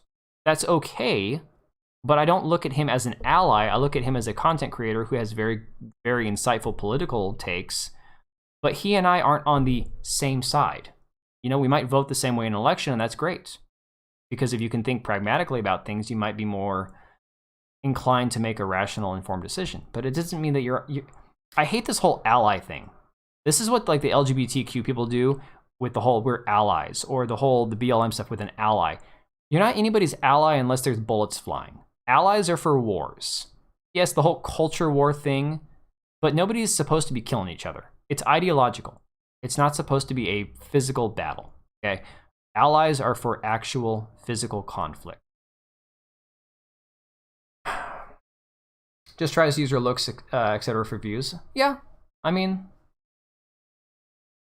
Okay, so Gary, that's where I have no issue with the term grift, because everybody who has a grift of some kind, as long as you're a generally authentic person with your content and you don't just flip flop, if you have some sort of grift, like Quartering's got his coffee company, and you know, somebody sells My Pillows, it's like, okay, if it puts money in your pocket and that helps you keep what you're doing, even if that's your quote grift, whatever. For Brittany, if she uses her looks but she's not like actually being sexual about it, or she's not making promises to things like some Twitch thought or whatever, you know, I mean, that's just her grift, you know. One of the only ones with the balls, pun intended, to call out Candace Owens to her face about being a grifting doxer. Yeah. Same sideism is so infuriating. I know. I 100% agree. Still labeling people, in your opinion, conservative, gay, or libertarian leftist, as if that exists. Yeah. Actually, libertarians can be liberal. In fact, libertarianism can be very liberal. I think the problem with adopting libertarianism into a conservative political movement is that libertarianism is a very liberal socially, very, very conservative, like fiscally, and as far as government goes. True libertarianism is like as tiny, if no government at all if possible, but I don't care what that person does on their property, or if whatever they do in their spare time, just leave me the hell alone. That's actually a very liberal mindset if you think about it. I'm okay, you're okay, I'll do me, you do you. Conservatives are generally a little more concerned about what society is doing than liberals are. Well, at least it used to be. Now liberals are all like, you don't have your pronouns in your bio? You don't have a pride flag for the month of June? Guys, try having a birthday that occasionally falls right around Father's Day in June, where then you try to take your kids to a baseball game for Father's Day, and all you get is pride stuff nonstop. And it's like, my kids don't get it. I don't talk to them about that shit. It's like, like when I was their age, I knew about gay people and stuff in movies and all that, and you saw them out in public, but the pride thing wasn't a thing. Let's see. I respect people that are real. Fake people make you sick. Followers remind you of people that join gangs, not because they're tough, but they're scared. Don't criticize Tim Pool. We have to be on the same side. No, exactly. Yeah. Gonna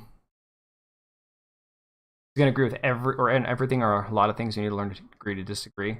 I lucked out because my wife and I, we generally agree on most things, and we don't fight. If we have a difference of a small difference of opinion, it's fine. It's not a big deal. Selling coffee is a side hustle. Jerry's more a grifter with the Raid Shadow Legends than his coffee. Okay, fair enough. You know, I think the problem is the term grifter has gotten so misused. Maybe like overly used. Kind of like how the term like calling someone a communist has gotten overly exaggerated. Calling someone a Nazi has gotten exaggerated. Calling someone a grifter, I think, is starting to lose meaning. Leftist in the sense that you have to accept gay rights and trans rights when it's all actuality it's just human rights. Yeah, exactly. I ad-libbed human, but I know what you mean. Need to learn that it's okay to criticize people even if we agree on other things. Promoting a pay-to-win gambling game is a lot more grifty. Selling coffee is just a good investment. Absolutely. Your birthday hasn't been fun in years. I'm sorry. My wife and I have the same birthday, okay? So we have same birthday, a year apart. I have my oldest kid has got his birthday, and then we have twins. And so we have 3 birthdays between 5 people. It makes remembering birthdays really easy. But yeah, our birthday is in the middle of June, late June. And then there's Father's Day. And then there was so I love the history of the MLB, of professional baseball. Can I even say the Negro League on YouTube? That's a literal thing. You can go to the Negro League Museum Hall of Fame, like in Ohio or whatever. And it's a real thing. It's part of when there was segregation in baseball. And it's a really cool thing, talking about how the leagues were separate and the history of Jackie Robinson and the merging of the players. And it's a great, really cool thing. I love that piece of history. That part of like Black history I find awesome. That kind of stuff, things that are worth talking about, things that are historical. But like, then there's the whole Juneteenth thing, where it's like, guys, look into Abraham Lincoln. The dude was scum. I grew up thinking he was great. The dude was scum. Anybody here know that they actually didn't free the slaves? They freed the slaves in the South where they had no control over. They didn't free any of the northern slaves.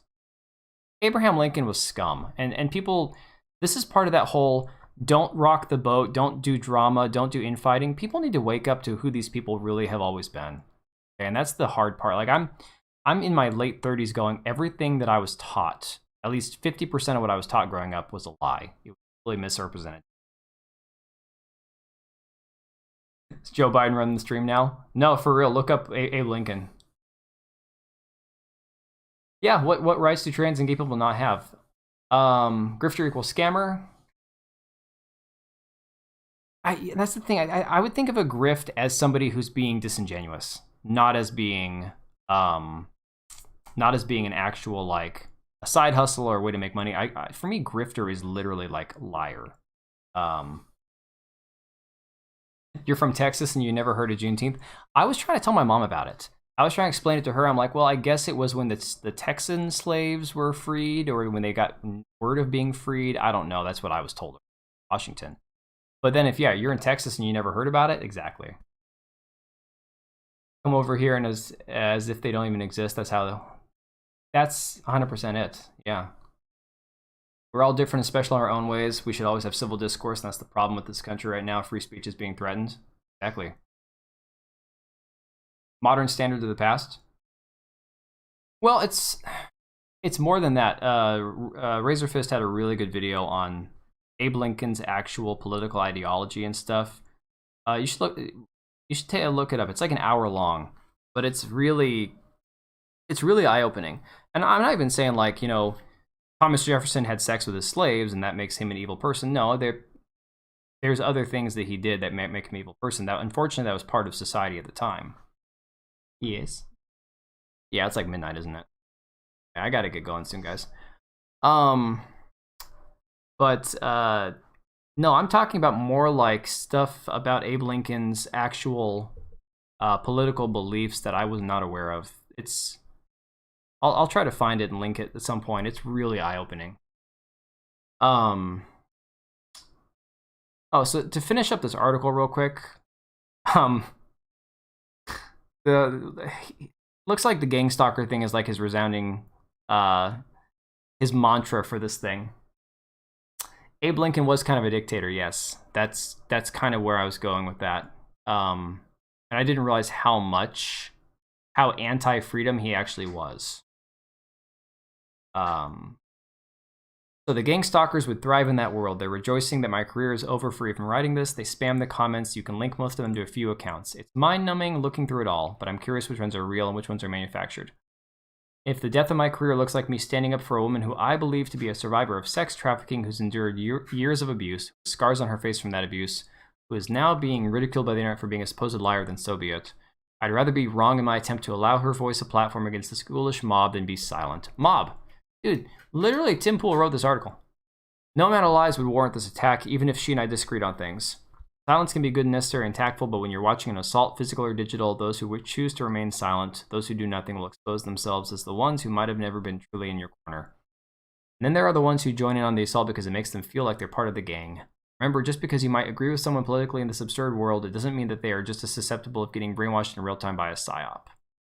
See, I say the opposite. Just because you agree with someone politically doesn't mean you need to believe everything else that they believe. Just because your politics might line up at some point doesn't mean that you have anything else in common. Gangstalkers might turn to me now with even more force, or any of the others involved in this thing might pretend like I don't know what I'm talking about. They can say I'm crazy, but this happens. If they continue to hack away at our digital profiles, I wonder who will and who won't join them for the fun. And then exposition at the end. Whatever. Lincoln was a vampire hunter? I mean, that would actually be cool if that was true. Yeah, Abe Lincoln, here's the thing. I didn't grow up with a slighted or slanted view against the South in the Civil War. It was, the South was bad because they had the majority of the slaves. Okay.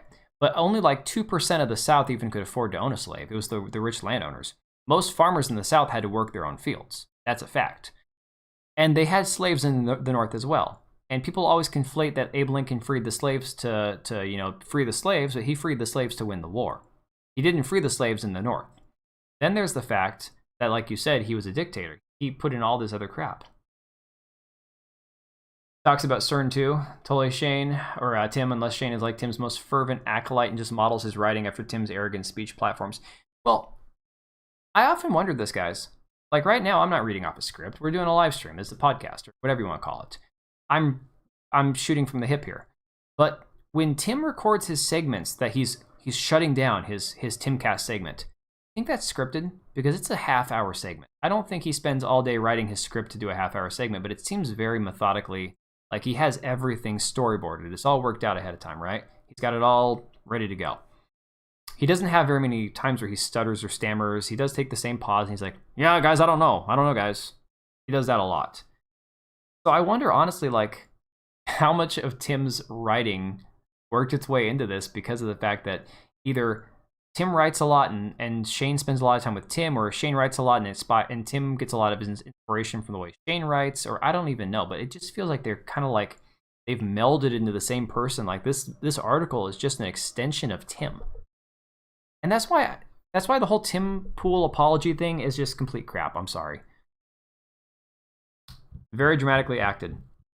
Which is really funny because Candace Owens accused Crowder of acting in his whole thing. And it's like, every one of these guys does a certain amount of acting. Every one of these guys does a certain amount of premeditated, emotional knee-jerking that they try to get out of people. Everybody wants to be the one that has the best line, the thing that sticks in your brain. I don't know. Why wouldn't you just hire a yes man just like him? Exactly. How many times can you talk about chickens and backflips before people get bored? You know what I do? I just go get a house down on the river, have my chickens, and they lay eggs, and I just eat the eggs all day. It's like, yeah. And I genuinely liked Tim. This is the thing. I didn't like the drama. I liked Tim. I liked Tim's regular segments. Just like Tim Pool. Cernovich's problem is Cernovich is just an asshole. And I'll say that straight on. Cernovich and Michael Malice, they're both just assholes. Okay, they're unabashed assholes. They think that they are so much better than everybody else. That's just a fact. Scott Adams is lost his damn mind. Tim Pool's half Korean, yeah. He's got that in his back pocket, right? Yeah. Not a fan of Candace Owens, but I did like her final thoughts. Let's end with this. There's about like what, 4 minutes here. We can watch like 4 or 5 minutes of this. She does a really decent job, in my opinion. Let me make sure the volume's up loud enough. Volume should be up all the way. Oh, who are we talking? Cernovich? Yeah, Cernovich. That literally I'm surprised he's never blocked me on Twitter. But like Michael Malice blocked me over a dick joke. When I'm like, what the hell, man? It was funny. Jack Murphy blocked me after I called him out over the whole grifting thing. And I still remember Jack Murphy and Cernovich are buddies. And I still remember, guys, this is going to be so cringe and creepy when I tell you what Jack Murphy said to me. Cernovich had said something really... Cernovich does these things. He's like, oh, if you watch sports ball on the weekend instead of taking time with your kids and go do this other stuff, then basically you're just a worthless piece of shit, right? Tim's going to go on vacation and make up some story that he changed his mind because it was polite followers who asked him to return. Probably. So Cernovich does this stuff. And look, I don't believe anybody should spend their life in front of a TV watching sports, okay? But like, my kids love baseball. My oldest son loves any sport. So during the rest of the year, when it's too cold out and wet outside to go play outside, if there's a football game on and he wants to watch it, he'll watch it. Sometimes I'll watch it a little bit with it. I don't know. It doesn't matter. But my kids all play baseball. My daughter plays softball. My boys play baseball. My son loves baseball. So he likes to watch baseball games. Cernovich has this belief that sitting watching a sporting event is like the end-all worst thing you could possibly do with your life, and that you're just a lazy sack of shit that's going to get fat and lazy if you sit on the couch for an hour and watch a sporting event. But I'm sure he watches movies, okay? This is just the way Cernovich and people like him are. They are absolutists about certain things, okay? Carolyn Woman was ranting about this earlier. She's so crazy. Oh, Borisenko? Yeah, that woman's a sociopath. Literal sociopath. I learned about her from Carrie Smith.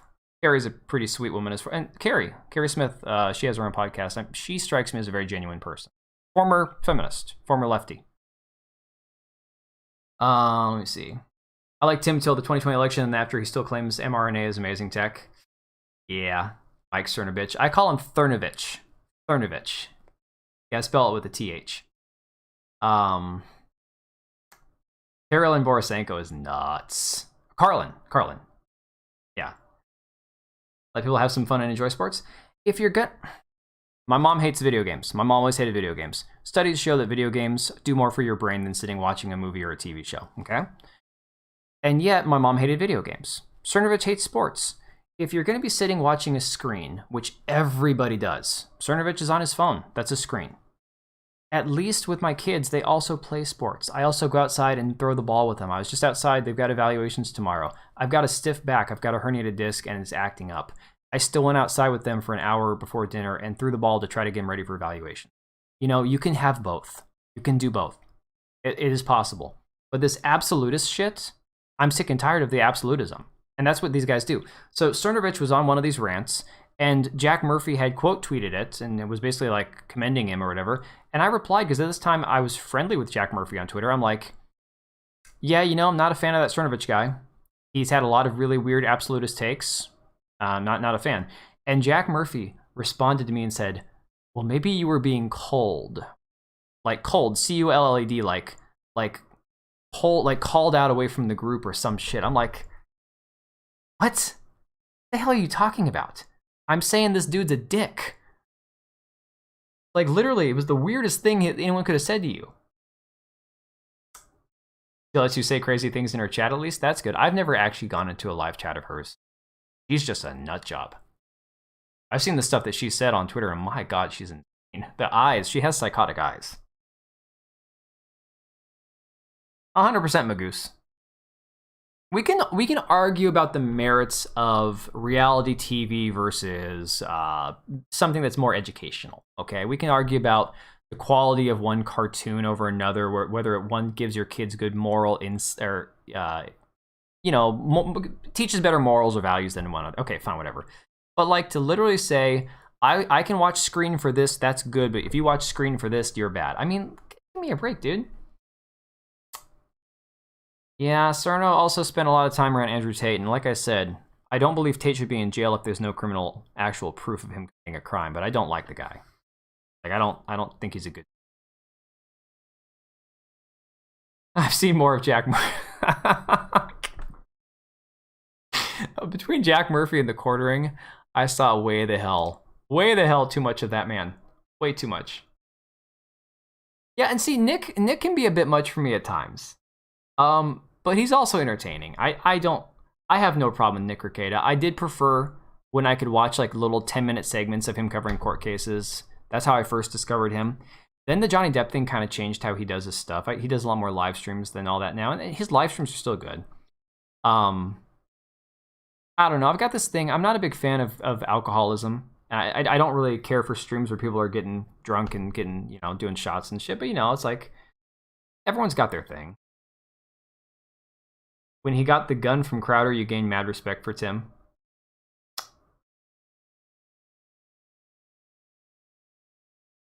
I don't remember that.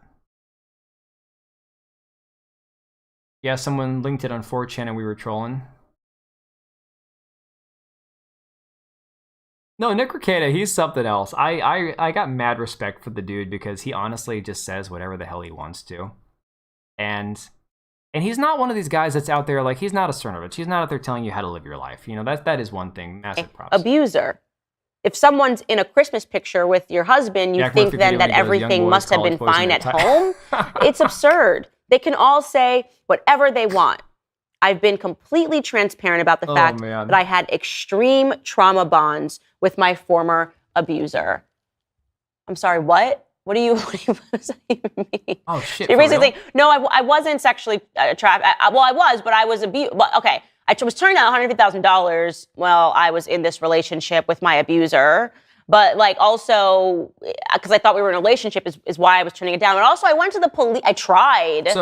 Candace, if you guys saw this earlier, she pointed this out, and this is spot on. She says when she's doing this World Star Hip Hop video, this Video Vixen video, she's talking behind the scenes like, oh yeah, I turned down $150,000 for sex. Then she claims she was in a relationship with her abuser, her trafficker. And Candace points out, if you were in a relationship or being trafficked with this person who's selling you for money or trafficking you for money or taking your money and trafficking you, why would you have been able to turn down $150,000? Literally makes no sense. Go to the police. Complete polar opposite of what would actually happen. The police didn't invite me. They didn't welcome me with open arms. But I was also running cover for my abuser at the police station that I tried to go to, but they didn't welcome me with open arms. Listen, whatever. The point is, I had Stockholm Syndrome. Not a single one. And none of this is making any sense. I wouldn't turn down and if I was a respectable journalist, I would have you want to quit 100,000? I'd say sign me up. That she said, because it makes entirely no sense. I have to think about it. If he was in fact your abuser, if you were Stockholm Syndrome and he was sex trafficking you, why would he not make you get $150,000 that you were being offered? Oh, you don't know. I don't know. I see these videos. I just see a cry for help. I see a cry for help. That's all I can say. I think that there is a special place in hell for women that false accuse. I have hit this drum over and over and over again, and it will continue to be a beat that I do because it's so nauseating to me to consider that any woman could do this, that any woman could do this for fame, that you could recast your life and your poor life choices as human sex trafficking. 100%, Magoosh. That's no question. If you are like me, and you attend these annual galas where these women who actually have been sexually trafficked hit the stage and tell their harrowing tales, when you hear their moments of freedom, when you hear how it happened to them, when you hear how they were sold over and over again, when you hear how they were cut off, how they were isolated, how they had no friends and they had no family. I'm going to say there was no 150K. There was no offer. That's literally something that she said for trying out for American Idol. It's just such a nonsense. And then I tried out for American Idol. I don't know exactly the timeline that I tried out for American Idol. Telling other people. But then I went back. I can't remember exactly when I was sex trafficked. But yeah, I was talking about my dad. These are not the stories of sex trafficking victims. When you hear these stories and you cannot listen to these stories without crying, and then you come across someone like Eliza Bleu and you realize that she's made it all the way to Elon Musk and that she's online collecting money for what? Get this, ready? For vacation, because she's so exhausted as a survivor doing hard work that she's creating GoFundMes for $2,500, $10,000, a couple $1,000 so she can go on vacation and relax. Her life has been a vacation, if you ask me. Her life, she hasn't done anything. So my suggestion to Eliza Bleu is that she gets a job and that she stops threatening YouTube creators. Maybe she should start a YouTube channel where she talks about all of these things that she did and all the famous people that she met in Los Angeles while she was busy not having a job and hoping that she was going to land a rich, famous person. Maybe she should talk about that athlete that she dated, sell stories of him. People do that. It's a more respectable job. Why don't you start an OnlyFans? It's more respectable. All of this is a more respectable job than harnessing the real pain and suffering that some women go through, women and men go through, when their entire lives are stolen from them and they have no way out because they are being sexually trafficked. Honestly, Eliza Bleu, Eliza Knows, Eliza Stephen, Eliza Morthland, whatever it is that you're going by this week or the next, there is a special place in hell for women like you. And that's all I have to say about that. All right, guys, you know how this goes. I mean, that's pretty cold, to be honest. I don't know if I would ever have said there's a special place in hell, because my personal opinion, I still say there's a chance that when she was a child, when she was 15, 17 years old, that yes, those things could have happened to her. And that's, I put that on the parents, 100% on her parents. You guys had the means to take care of her. You had the responsibility of taking care of her, and you didn't take care of her. You let her, whatever happened to her because of you. You as her parents. Oh, well, you know, she was very strong-willed and strong. Fuck that. You're her parents. Until she's 18, she's your responsibility. That's the way it works as a parent. But, like, anything after that, weird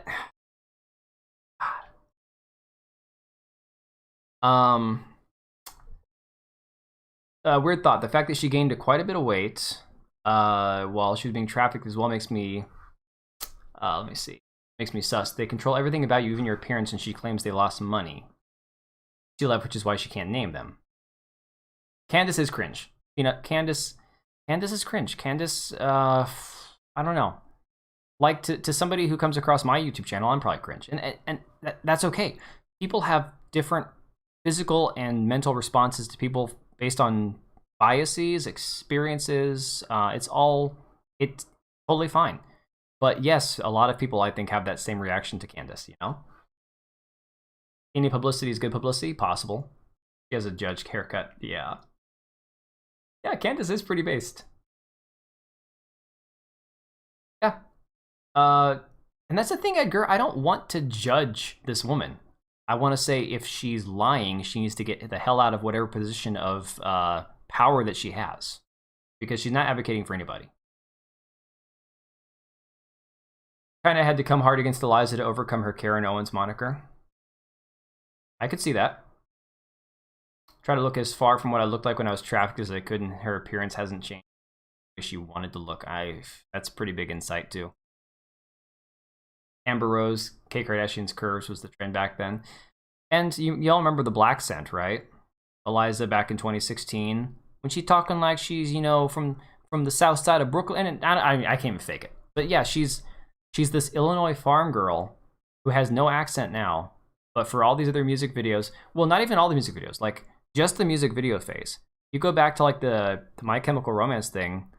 Candace played a clip of her when she was on that dating show. She just sounds like an idiot. She doesn't sound black. She doesn't sound ghetto. She just sounds like an idiot. Oh, you were saying you were judging the woman? Yeah. She's trying to start something. Well, between her and this whole Harry Potter game with all the trans stuff against J.K. Rowling, they're saying the internet's doomed. Not like the internet's going to stop functioning, but they're saying it's going to be like a Adpocalypse Gamergate 2.0 thing with what's going on. It's going to be really bad. All the money, yeah.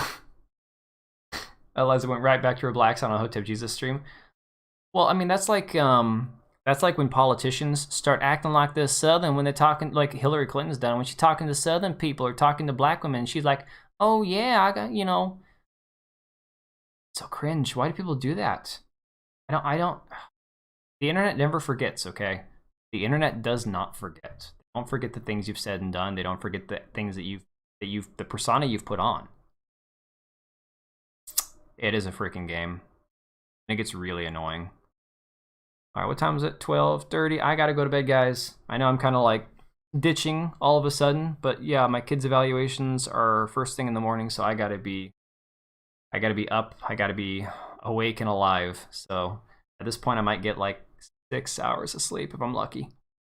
But thanks for hanging, guys. I appreciate it. I appreciate that we're able to talk about this without it being like ugly and mean and all this.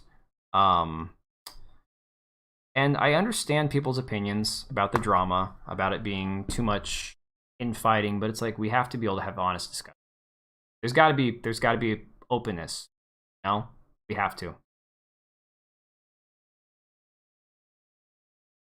Oh, I will, Peanut. I'm kind of hoping that we have other stuff to talk about, and there is a lot. There's the Chinese spy balloons. They just shot down. They just shot down another UFO over Alaska. This whole thing with the Blaze and Sydney Watson and Elijah Schaefer, I didn't even get into. That Sydney's suing the Blaze over sexual harassment, and I totally believe it. Like, there's a lot, but it's gonna have to be for another night, you know. Good night, y'all.